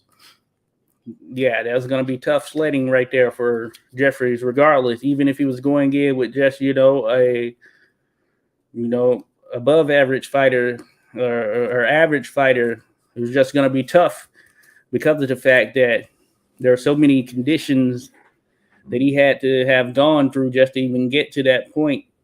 And a lot of that was spent dropping that weight, of course. So he had to get back into that mindset, develop that muscle memory again to get back to that sort of routine or that feel that he had when he was a fighter or when he was in his prime or whatever. But, of course, realistically, you're already years removed from you retired in your prime. So, yeah, to think that he would be able to get back there after being nearly 6 years out of the ring, yeah, that was not but Hey, you had some people betting on Jeffries to win it. Man, that's some money I would have taken for sure. Money, that's a bet I would have made right there, without a doubt. Oh, you're betting on Jeffries? Let me go ahead and place what I can here, Johnson. Do you not realize the stipulations here, folks? But hey, it's one of those things. In the greatest era, he destroyed everyone, never lost, never even knocked down. Yeah, during his prime period, yeah, he was pretty tough. Very, very tough fighter right there, James J. Jeffries. So yeah, that makes it interesting. So he's a part of the Denver Ed Martin story in video because there was some view that he would have made a good fight. Denver Ed Martin, that is, there were Jeffries as mentioned. Would have been a tough fight for Denver Ed Martin, without a doubt. Tough fight for him. So would have been an interesting one to have on film if it would have been, if the opportunity would have came. I think it would have been filmed. We did get the Gus Rulin versus Denver Ed Martin fight, same camp, or Gus Rulin versus James J. Jeffrey fight, and Rulin from the same camp. So we do have a little bit of footage there. It's not the entire fight, but there is some footage out there. I used a little bit of it in the video. It was from Smooth Legends, that channel. Sent a shout out, and yeah, it's kind of restored in a little better fashion, but you can see Rulin in there moving around. Even he's trying to stay away from Jeffries, and he's a big guy too. But Jeffries, just more of a brute as it related to how he operated. So Gus Rulin, you'll see him in there trying to stay on his toes, keep away from Jeffries. But yeah, we know Jeffries ended up being victorious in that contest. So it's cool to have at least some film, Alex says Jeffries in his primes had the muscle of a power lifter. Certainly. Dan Holmes, Ali only out of boxing 1 year. Oh yeah. But yeah, Ali certainly at that time, that Holmes fight shouldn't have been in there. Certainly shouldn't have been in there. That was a tough one right there. Joshua Woods. We do have Langford versus Joe Jeanette and Flynn amongst others. Yeah, that is good. We do have that. We have some Langford footage, which is a testament in itself. We have him against Bill Lane, Fireman Jim Flynn, Jeanette. As Joshua mentioned there, you get a little bit of training footage of Langford. We have Sam McVeigh in, I think it was Paris, taking on battling Jim Johnson, contender from that time. Kind of average, maybe at times above average fighter. But yeah, we have some footage of that. And I think it's the only footage we have of McVeigh actually in action in the ring. And I think it's the only footage of battling Jim Johnson, too. Now, of course, Jack Johnson and battling Jim Johnson fought. I don't know if it was filmed, but it would be interesting. But it is cool that we have some footage of some of these fighters. Of course, we have a little bit of Jeffries as well. We have him in there with Johnson. We have him in there with Gus Rulin. We have Jeffries with Tom Sharkey. Oh, yeah, Tom Sharkey. He, of course, played a role in there. We can see Tom Sharkey, the tough fighting sailor. He was in there. He held up against Jeffries. Sharkey was a tough dude right there. About 5'9", stocky, solidly built, muscled guy, tough fighter right there. Tom Sharkey. He tried, but he couldn't beat Jeffries. But man, he was tough. He would hang in there for sure. So we have a little bit of footage of Tom Sharkey in there with Jeffries. That's the only footage we have of Tom Sharkey in action, outside of him and Jeffries doing that little mock sparring at an older age. So it has been pretty cool to have at least some of that footage, because I know for some sports they don't necessarily have it. There's no video of Jim Thorpe playing football. There's no video of Wilt Chamberlain when he had that 100-point game in basketball, and that wasn't even as long ago as some of these fights that we're talking about. So it is pretty cool that we do have someone like James J. Jeffries on film, Jim Corbett, Bob Fitzsimmons. We have the first, outside of the first world heavyweight champion, we have just about everyone else on film, just about, even if it's not necessarily in their championship title run fights. But we do have pretty much all the other ones on film. We should honor fiasco money deals like Johnson Jeffries, Johnson Ketchel, same thing, Ali Holmes. Yeah, those are we shouldn't honor. Yeah, those were some sort of money type situations for sure. Certainly for the money there. Yeah, it's just one of those things. Hey, boxing has long had that side of it in terms of where the money in itself can't outweigh the actual logic behind a particular fight. And some people buy into it. But it doesn't it doesn't necessarily mean that it was the most optimal time frames for each fighter on both ends of it. One of those interesting things for sure. But I'm with you there, Dan. Let me see. Denver Ed fought Willis at age 41. He got a payday, didn't expect to win. Yeah, he got blasted right there. Yeah, he shouldn't have been in there for sure. He shouldn't have been in there. So, yeah, that's another example of one. Joshua Wood, Jim Club. Yeah, I have seen that. Yeah, I was thinking more so there. I was thinking more so, Joshua, yeah, like him actually outside of that. But you're right. There is him punting. That's probably like 8 seconds. So I guess from a technical standpoint, yeah, but I would have liked to have seen him out there, actually running. They said he was playing pretty much a number of roles, and he was like a running back and them trying to tackle him. But you are correct. There is a little bit. I've seen a few documentaries on Jim Thorpe's story there. So there's like a short one. It's not even fully in the or the way that it was shot. You don't really get him fully transitioned to the middle of the screen. He kind of is there to the what would be the left of your screen if you're watching it. But he does kick one off for sure. Salute to Rasclot 222. Salute to you. It says up 86 Vox and I'm tuning in. Hey, appreciate you dropping in, buddy. Yeah, we're talking about Denver Ed Martin.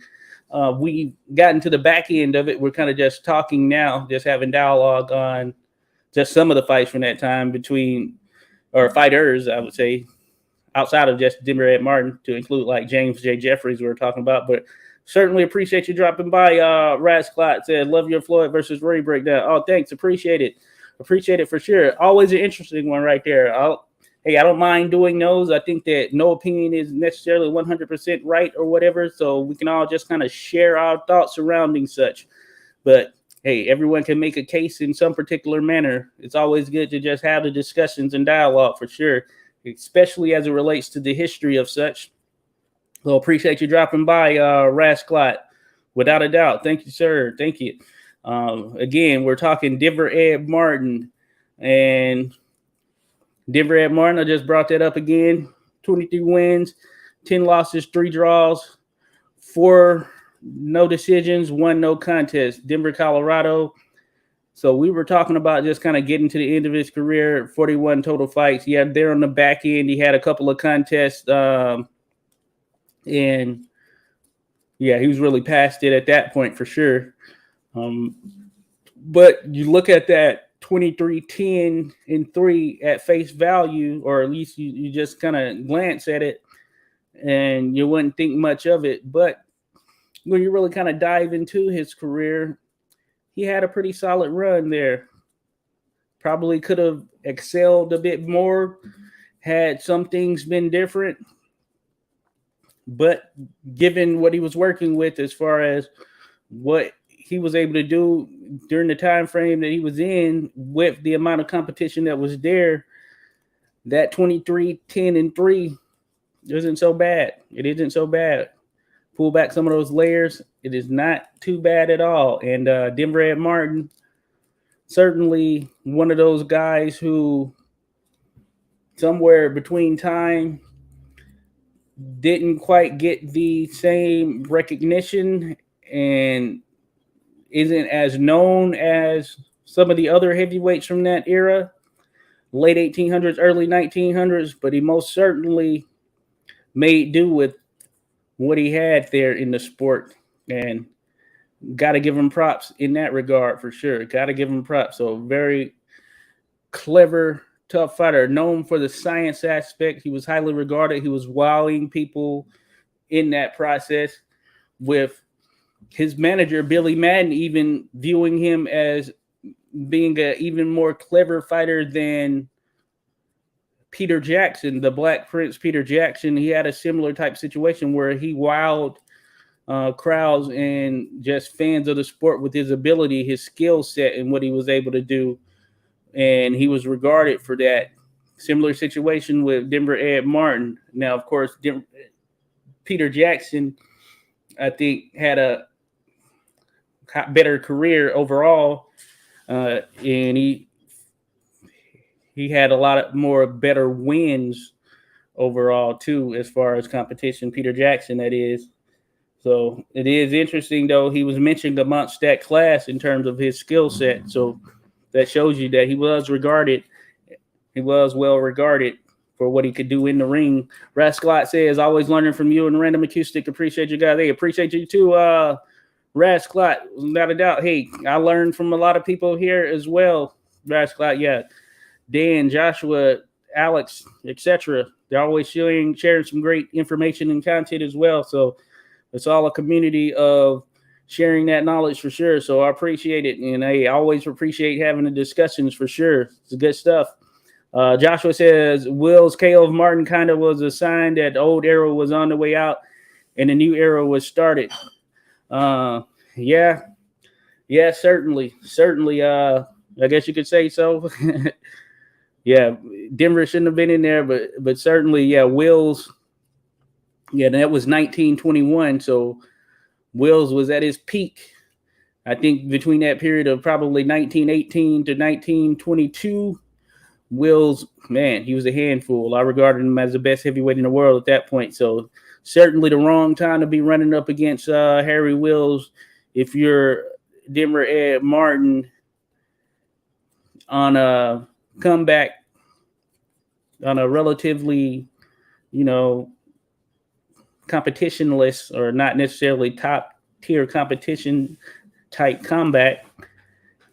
And he learned firsthand that, hey, yeah, retirement wasn't so bad. But like Dan said, hey, got some money out of it. There was a name right there to add to the resume for sure.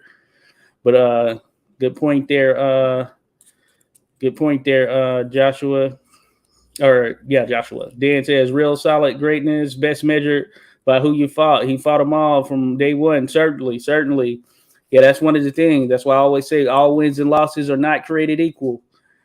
There's some heavyweights probably with a better record from that period. I know that there are some there, but it's different levels. That's one thing to remember. It's always different levels. Rascal Joshua, what was Will's weight naturally?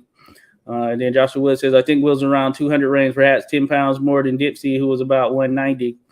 Yep, indeed there, Joshua. He could get over that. He could get a little bit higher, as a matter of fact. But yeah, 200 pounds solid for sure.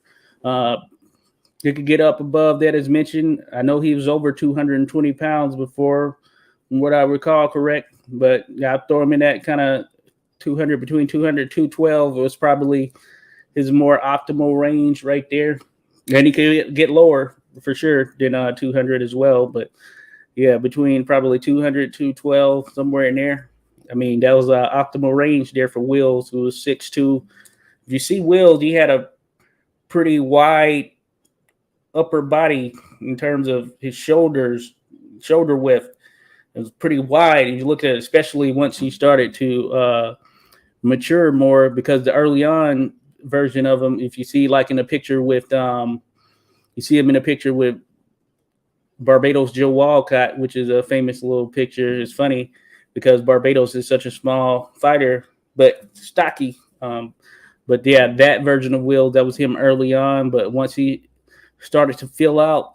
Yeah, he was a pretty solidly built dude. So, and he was a strong guy right there. If you really dive into his resume and record, yeah, you'll see that. Yeah, he was in there with a number of different styles. So, and he got a lot of knockouts in those victories as well. So he was a strong guy to deal with, most certainly. Dan says Peter Jackson is one of the top 5 to 10 greatest heavyweights of all time. Definitely deserving of that billing there, Dan. Definitely deserving. Was supremely skilled, highly regarded. People respected him for that skill set. There were some, and when he was there in campaigning to take on Sullivan, there were some that viewed him as the best heavyweight, even while Sullivan was there as champion. And of course, you know that, yeah, Sullivan, he kind of squandered the back end of his career. He definitely squandered that away for sure. So it would have been tough for him in there with Peter Jackson. I think Peter Jackson would have beat him had they fought in 1892 in a similar capacity to how Jeffries did. And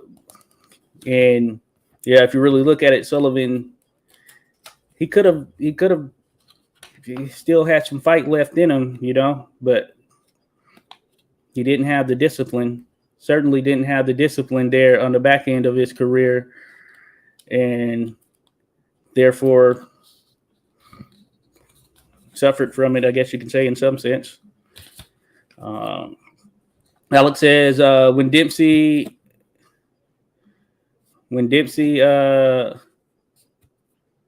destroyed Willard, it ushered in the modern heavyweight.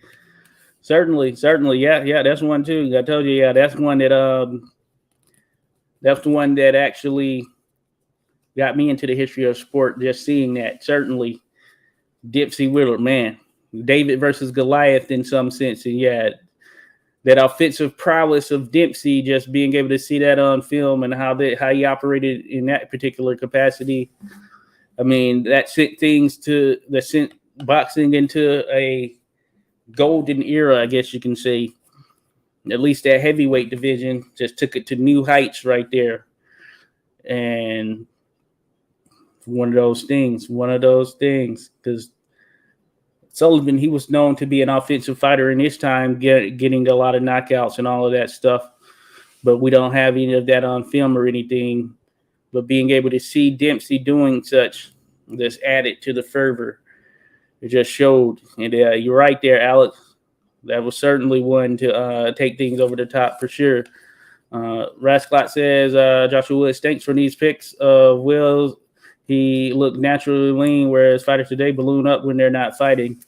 Yeah, some of that happens for sure. Yeah, a lot of these guys stayed ready to fight because they fought more often for sure and didn't always jump up in weight like some of these guys and cut down to get to a particular weight class. And of course, you wouldn't have those weight classes in between as well. So if you ballooned up, then you were going to have to get down, and you didn't have any like in between type of divisions to maybe settle in if you didn't want to go down to a certain degree, or if you wanted to move up a little bit or whatever, or halfway to middleweight. You couldn't do that then. If you were middleweight, you better do what you do. You're either going to come in there light, or you're going to cut down to get to that limit. It's crazy. Yeah, Dan, you're right. He knew what he was doing. For sure. Rasclot says, facts. Will's upper body is naturally built. Fighters back then worked labor jobs, which made them even stronger. Certainly, yeah. That definitely factored in there, Rasclot. Yeah, Will's solidly strong guy. Once he developed, he was a big dude in there. Tough, strong guy. Definitely strong to deal with for sure. Especially tied up on the inside. He could thrive from there. He worked that uppercut from the inside, and he could do damage. He was about that. Joshua Woods, Joe Walcott, one of the greatest little guys in the ring. Certainly he was there. Joshua Woods. Barbados Joe Walcott, a little stocky, 5'1.5", welterweight, but man, he packed a punch. He could dish it out to the best of them, the biggest and the best of them. and he wasn't afraid to get in there. He's like, hey, I've been 5-1 for the majority of my life. It hasn't slowed me down to this point. And he was able to become the world welterweight champion and capable in the ring with pretty much the majority of the fighters of his era.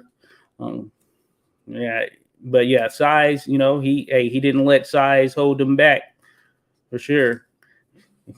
There are some limitations at some point, but he certainly didn't let it hold him back. No doubt about it. Rascott Dempsey beating on Willard might be the worst beating in boxing on film, at least top 10. Yeah, certainly that is one of them. Especially not retreating to the neutral corner, so you could just prolong that beating as long as the fighter kept getting up. And the referees, hey, they weren't stopping it. The referees were not stopping it that time. Yeah, if this was now, of course, it would have been stopped after the third knockdown at the very least, or maybe fourth knockdown at the very least. You have some referees who will push it a bit, but in all likelihood, yeah, wouldn't have gotten out of that first round. And man, Willard took a beating in that one right there. Rascott, you're 100% correct in that regard. Alexander Campbell says Dempsey had muscles of steel, working in the copper mine, coal mines, etc. Oh yeah, that kind of builds up some of that inherent toughness, that inherent strength, that natural strength, I guess you can say. Just like someone who's out there working hard labor, like you're working in the field, you're out there in the lumber yard chopping wood, or out there doing it the old school way, with an extra grind in a sense. Then yeah, you're building up some natural strength there. You're working with this heavy duty machinery or heavy duty tools and all of that nature, things of that nature. Then yeah, it helps to build up some of that natural strength for sure, and endurance, and being in uncomfortable situations. So you can handle being in uncomfortable situations in the boxing ring as well, because you've had to deal with them in other settings. So that definitely has an effect on fighters. And we've seen some of the best derived from those type situations. Bob Fitzsimmons had a great upper body, skinny legs, but a great upper body. Joshua Woods there mentioned. Excellent. Indeed, he did there. Joshua certainly working with his father, blacksmith forgery, I think that's what it's called. And he was able to build up that upper body strength there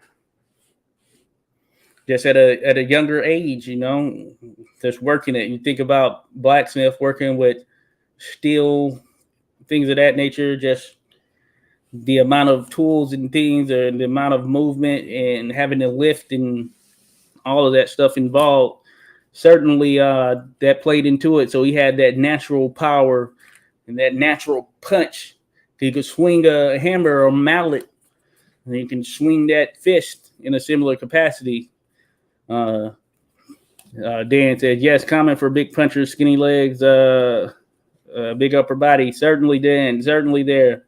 We've seen some of them. Joshua Woods, Marciano did have rather large legs to help with his powers. Oh yes, certainly Marciano. Yeah, he was a insane trainer in terms of what went into his training regimen.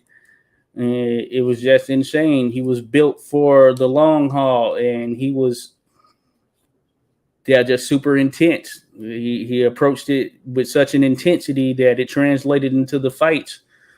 And even when it seemed he was down and out, he could make some stuff happen there. He could certainly make some stuff happen. So that is certainly worth mentioning. That Rascals Wood, even with skinny legs, those guys had strong foundation and strong legs. Some of today's boxers got big legs and still no strong foundation. Certainly we see that. Some of these guys can be a bit shaky out there. It's one of those things, and it goes down to, a lot of those guys back then, they were more skilled than what some think, certainly more skilled in the fight game, the fight business, just in fighting, than what some people think. You can see you see people here in modern times doing a little fast punching of the pad, like that all looks good and all of that stuff, but it's a different story when you're in there and you're put in a situation where it's not pads you're punching and something is coming back. It doesn't quite translate the same. It doesn't quite. Rasclot says Dempsey had to be heavy-handed because he's not even that big, but got crazy power. Certainly. Love the Dempsey roll, seeing him come in there with it. He knew how to pack that punch and actually throw his trajectory in a proper manner when he was landing that thing. Offensive powerhouse there, Rasclot, one of my favorites. Shavers, Tyson too. Joshua, yeah. Certainly. Mike Tyson, my favorite there. You remember him, young and in his prime, just quick. He's such a quick 215 pounds of lightning, essentially, like a comet. He just come through, wreck some things. So shout out to Iron Mike. Jack Johnson, the soldiers were massive. Certainly. He was another one of those guys. That's why when he clinched, and hey, if he was able to do that, it was tough for guys to get things off. He slowed these guys down, holding these guys playing around while he was there in the ring. Certainly, he had the power, and he just had the build to be able to do such. So, good point right there. Yeah, Tyson build-wise was a larger Marciano in ways. Certainly, yeah. Tyson was super solid. Pound of solid muscle right there. Just 215 pounds. Man, fast. Had to punch, had the power. Footwork, at least to a certain degree. But he was just insane with it. But most Dempsey, Lewis, Arguello, Bob Foster, Fitzsimmons, Sandy Sadler. Oh, yeah, top level right there. And I love, of course, the way Joe Louis operated. The way Joe Louis operated, man, one of my favorites to watch there as well. Carlos Zarate, yeah, Dan up there mentions him. Okay, good stuff. Rasclot, Marciano training regimen is underrated. Marciano's biggest attribute was endurance. Yes, certainly. So that's what makes it interesting, a potential Rocky Marciano versus James J. Jeffries, because Jeffries, he was intense in training and he had endurance as well, but he was bigger than Marciano in overall size and mass. So we made things interesting were the two to match up, you know. I did a poll. I think it was heavy Marciano, but I think people don't realize that Jeffries would have been there at the end as well. It would have been a tough one right there. Not saying Marciano wouldn't have won, but certainly would have been a tough one because Jeffries, massive guy right there for Marciano to deal with, and another massive guy with endurance, more athletic than what meets the eye. Rasclot agreed in terms of fighting back then. They were more superior, in my opinion. Certainly, Rasclot. It was a real deal. That was their trade, most certainly. And they had to do what they had to do with their Rasclot. They were warriors in the ring, as you can say, or as they say. Shout out to Henry Discombobulating Jones. That's his line there. Warriors to the ring.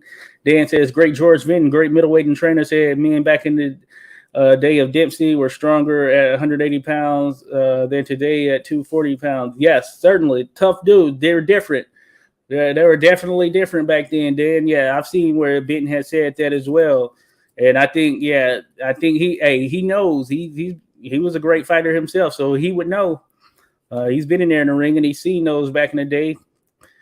So, yes, those were just different men back then. There's different, tougher conditions, all that stuff.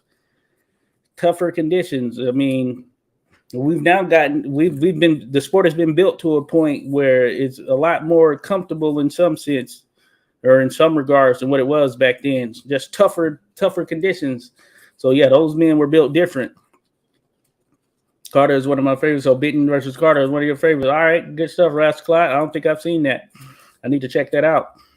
Rasclot says Marciano would have dodged Patterson. I don't know why fans think Marciano left boxing because of Floyd. That was a misconception. Yeah, he would have dodged him. Yeah, it would have been tough for Floyd Patterson for sure. Yeah, tough for Floyd. I like Floyd Patterson. Would have been an interesting one though. Would have been an interesting fight for probably. We would have saw Floyd would have been faster. That's one thing, maybe faster. You could say you could probably say he would have looked a little better stylistically from a skills perspective, but yeah, it would have been tough for Floyd right there, especially if Marciano started digging in on him. How would he hold up? I don't know. I don't think he would have held up too well. And it wouldn't have been the size difference wouldn't have been a thing really right there, because Marciano and Patterson, neither were like huge guys. Both could be cruiserweight, so it would have matched up well in that sense.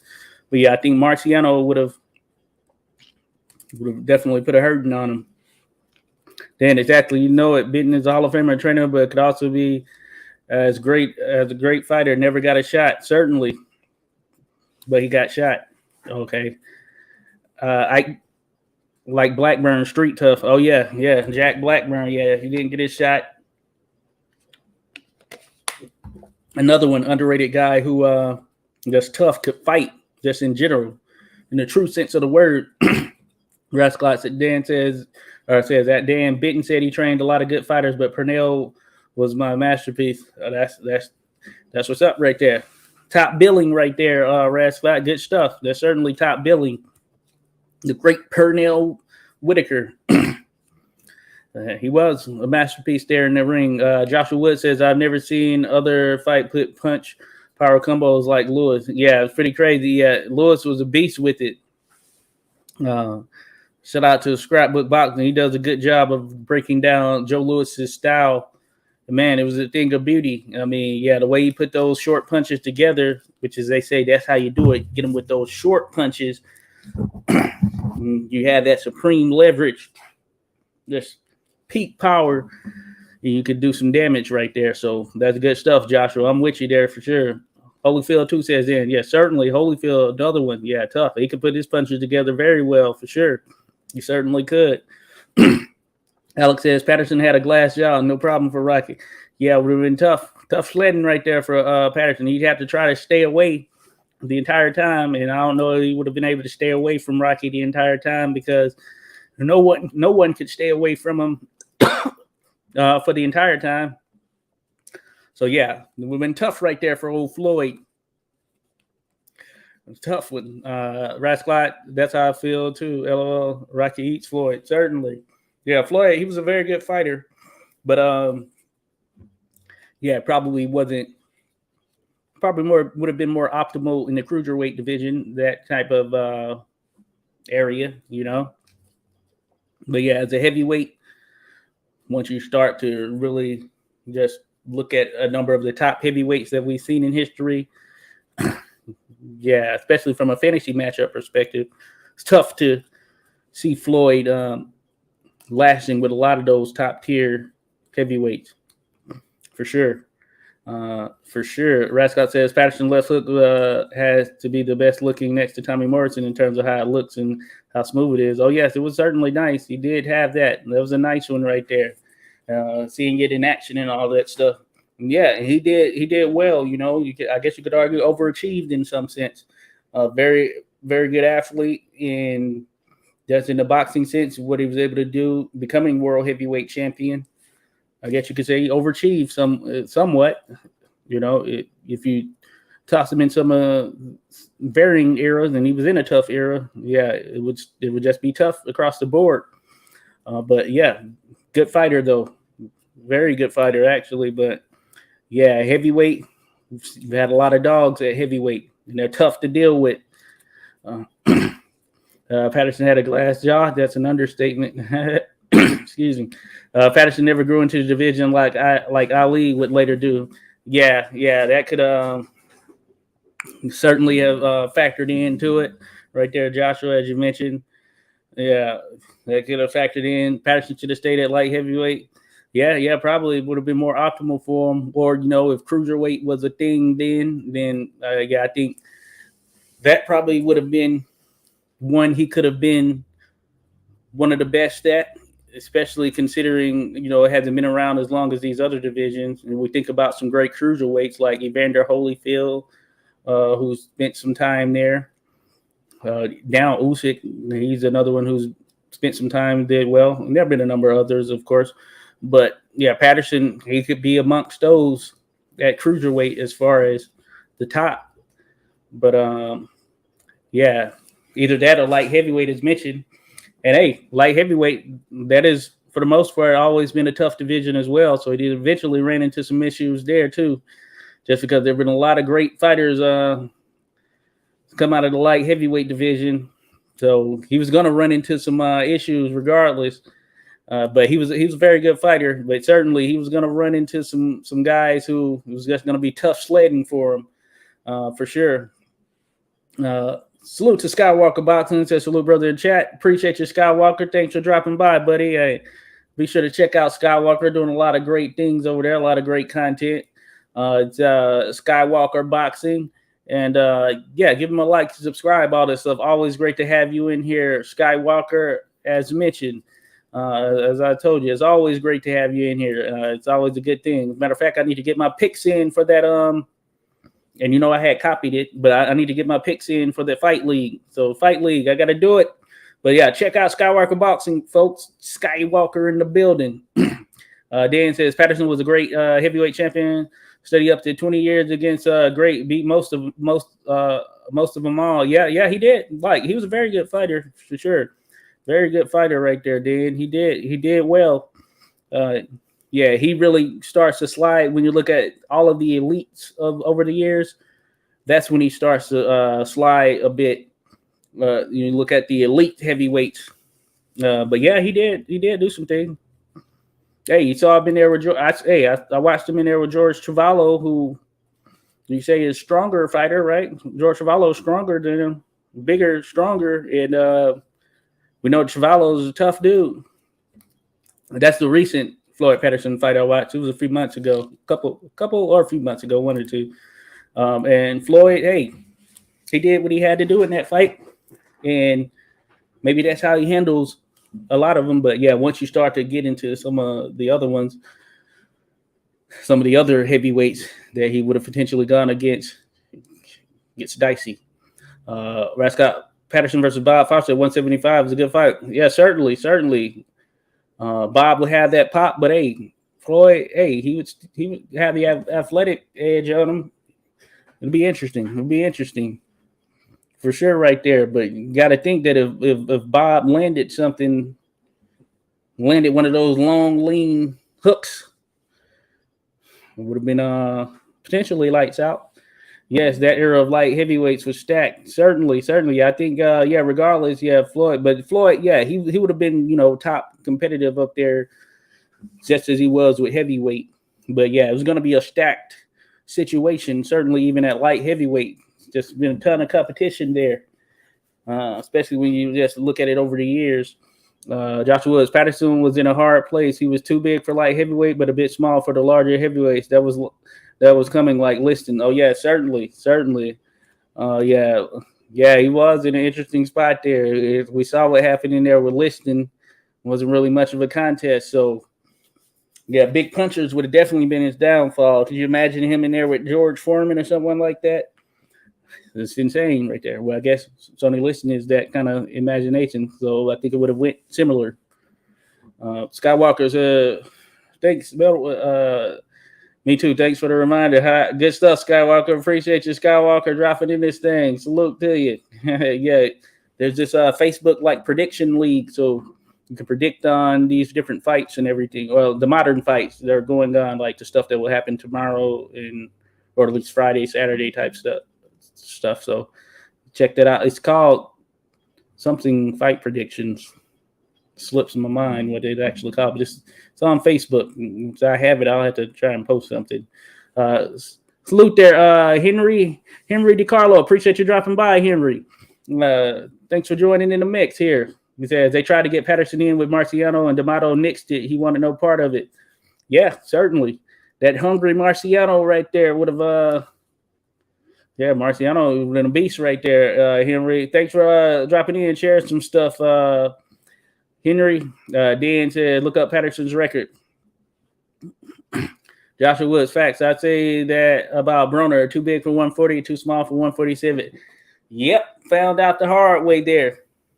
Thought he was gonna go up and it was gonna be no problem, but might have he probably should have worked his way into 147 a little differently. I mean, he went in with the right guy in terms of there with Paulo Malignaggi at 147, and I actually looked at that fight. It was a close fight. I do think that I believe when I looked at it, I might have had Broner winning. I'm trying to remember if I had him or not, but I know it was a close fight. I think it was closer than what it may have looked like. I think I did have it closer. I can't remember. I think we did it on the fight night scores, but I have to double back. But certainly got a rude awakening and thought Maidana was going to be an easy fight, probably because he was more skilled than Maidana, and found out, hey, sometimes it's not just about that. There's a lot more that goes into it. Dan, great champion, great heavyweight. Great heavyweight. Henry DiCarlo, Patterson fought bums. Oh, you feel that way, Henry? No, he fought some pretty decent fighters there. He did fight some decent fighters. He had a decent run. Ingemar Johansson, it was not too bad. Travalo's chin is kryptonite. Certainly. Tough guy to deal with right there. Until he fought Foreman. Yeah, true, Henry. That is true. Foreman was the only one. Henry DiCarlo, I disagree. Patterson's resume is actually pretty good. Yeah, I'm with you there, Wrestler. Yeah, it's not too bad. So Henry says not from my viewpoint. Yeah, hey, I think it's not too bad there, Henry, especially given the time and kind of who we're in and around there. I thought it was not too bad of a resume as well when you really break it down. I can't remember everyone he faced off top, but yeah, it wasn't too bad. As I said, where he drops off is with the elite of the elites, of course. He fall just under that. I mean, that's where it gets tough for Patterson, but the above average heavyweights or some of the guys on that bottom end of the elites, hey, he could get in there and mix it up for sure. Then, other than Big Jordan, Jeffries, and Bear, most great heavyweights are cruiserweight. Lewis, Marciano, Dempsey, Fitzsimmons, Frazier, Tyson, Patterson, Holyfield, Walcott, Charles. Yeah, see what you're saying there. My man, Madcap Maxey. Yeah, he's a big puncher. Excuse me. Yeah, a lot of people sleep on Max Bear. Not supremely skilled, but big puncher for sure. Wouldn't want to take him. Listed at 6'6'1" with shoes, had an 84-inch reach is unheard of. It's certainly there. Certainly, Rascott. That's insane, right? When you really think about it, that is insane. Liston was an animal in that sense, right there. 84-inch reach. That's insane. You know, he was a solidly built guy as well, and he was from the street, so he was the other one of these dudes who could fight in and out of the ring. You know, then Henry DiCarlo do some effing research. Rasclot, I had Foley winning. He landed way too many body shots on Bruno. Okay, Rasclot, good stuff. Yeah, I can't remember if I know that that's why I couldn't say definitively, but I felt like it was closer. I feel like than what I did. I can't remember if I actually scored it though. I feel like I might have scored it on the Fight Night Scores channel, but I had to double back on that. I was double back, but yeah. That probably gave Broner a false sense of him being ready for the top 147 pounders. But we know Paulie, he doesn't punch like that, you know. So Broner found out, and I give it to Broner. He's tough, you know. Even when he's been in these battles and he's taken some damage, you know, they haven't been able to get him out of there. He is tough. I give him that.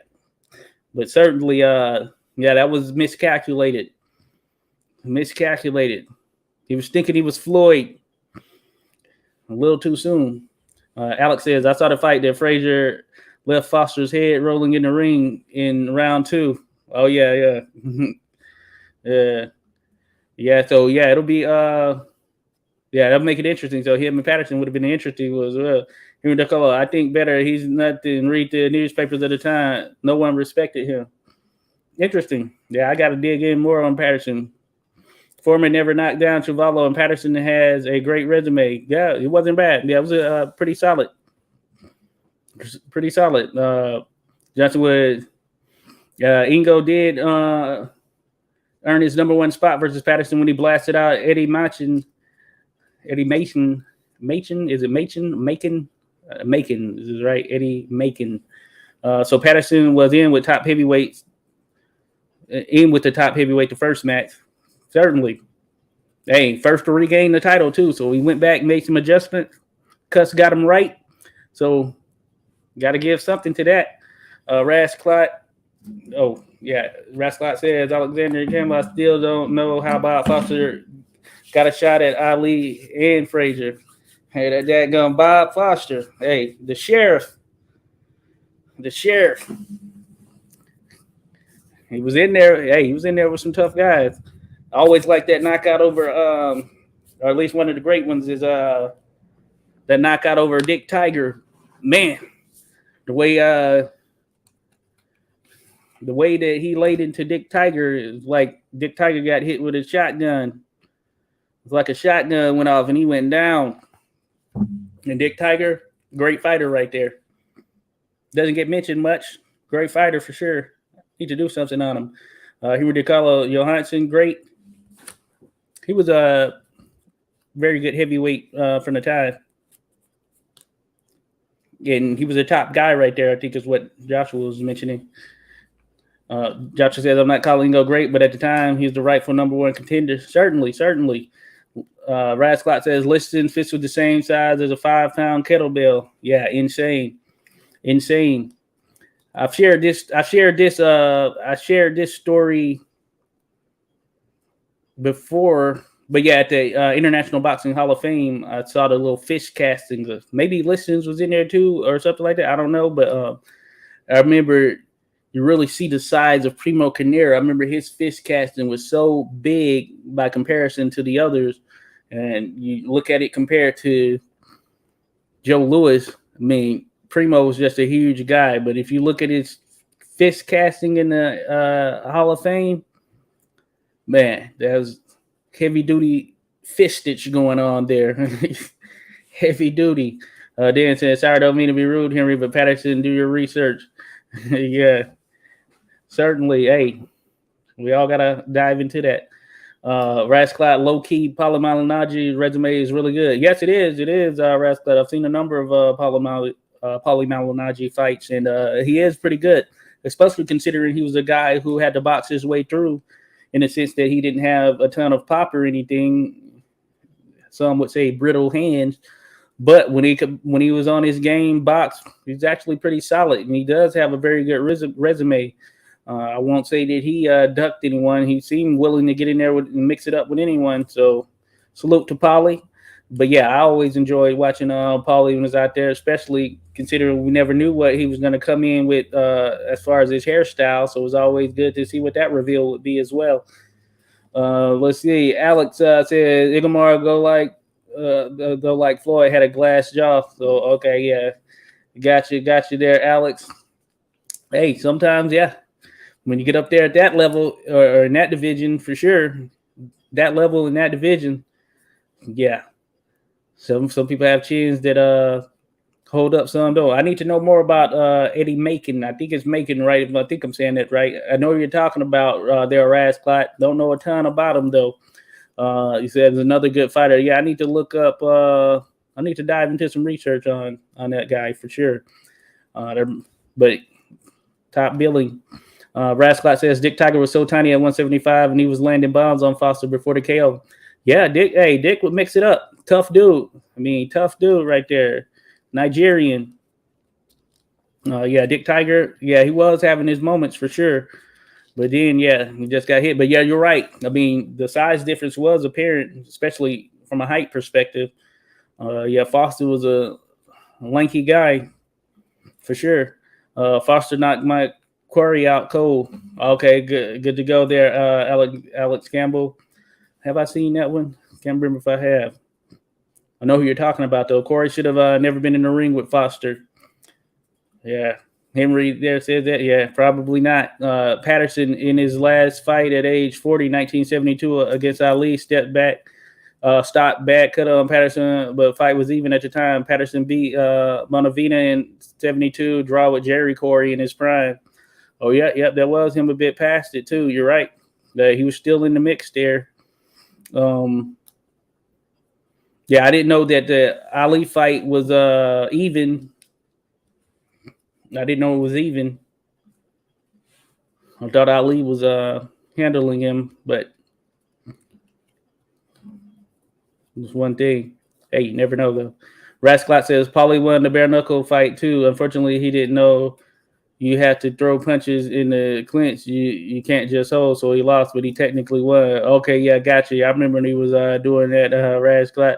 I never did see the fight, but I know what you're talking about. I remember the build up. Some funny stuff going down there.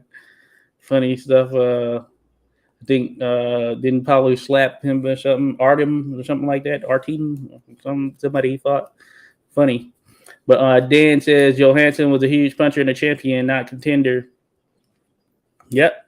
Former world heavyweight champion. There's some pictures out there in Sweden where Sonny Liston was out there too. There's some pictures of Sonny Liston there in Sweden. He's riding a bike and all that good stuff. It was interesting for sure. Joshua Woods, Johansson was a contender before he fought Patterson. All champs and contenders before they win or are contenders. Certainly. Ali was toying with Floyd on purpose. Yeah. I thought Ali was handling him for sure. I know that. Didn't Floyd say something coming in? Was the Ali? Was he called because he was calling them cashes or something like that? I know not the Terrell guy, but Floyd said something, right? It was something about Floyd that Ali said he wanted to punish him, right? Henry says they job Bonavina. I saw the fight. Okay. Bonavina. Rascot Paulie landed like 45 jabs on the guy in a third 2-minute round, 3-round, 2-minute round fight. Oh, yeah. Good stuff there. Alexander Toyin gets pinned mildly. He was humiliating him. Got you there, Alex. Yeah, I remember. Yeah, he wanted to do that on purpose, coming in there for some reason with something Patterson said, right? Rasclot says it's crazy. Frazier never could stop Oscar, but Ali did. Yeah, hey, styles make fights, I guess you could say. Styles make fights, I guess. Yeah, it's very interesting. Always one of those interesting things how that goes down. That is pretty crazy though. Henry DeColo, yes, he was. And Joshua Wood says I kind of score both Ali Patterson fights in favor of Ali. Then big, strong, tough guy Bonavina, 100% Italian. Bonavina, oh yeah. Certainly. Hey, in a tough era of heavyweights, he was handled by Charlie Goldman. Got you there, Henry. I got you. But yeah, that's a tough era. Going to go jogging. Salute 86. Salute chat. Salute to your Rasclot. Hey, about to get out of here myself. I gotta shut it down. What time is it? 9:21. Woo! Time flies. I gotta highlight. Shout out to Hogo Boxing. Gotta get with my fam there. Tim, Candy, Hogo Boxing. You'll see me post some stuff. But some amateur boxing going down in the area. Getting prepared for that. So yeah, I'm gonna have to get out of here. I don't know any good information. Henry. Says Dan, Joshua Woods, Ali did to Oscar what Dempsey did to Willard by standing over him. It was like the 20s all over again. LOL. Yes, sir.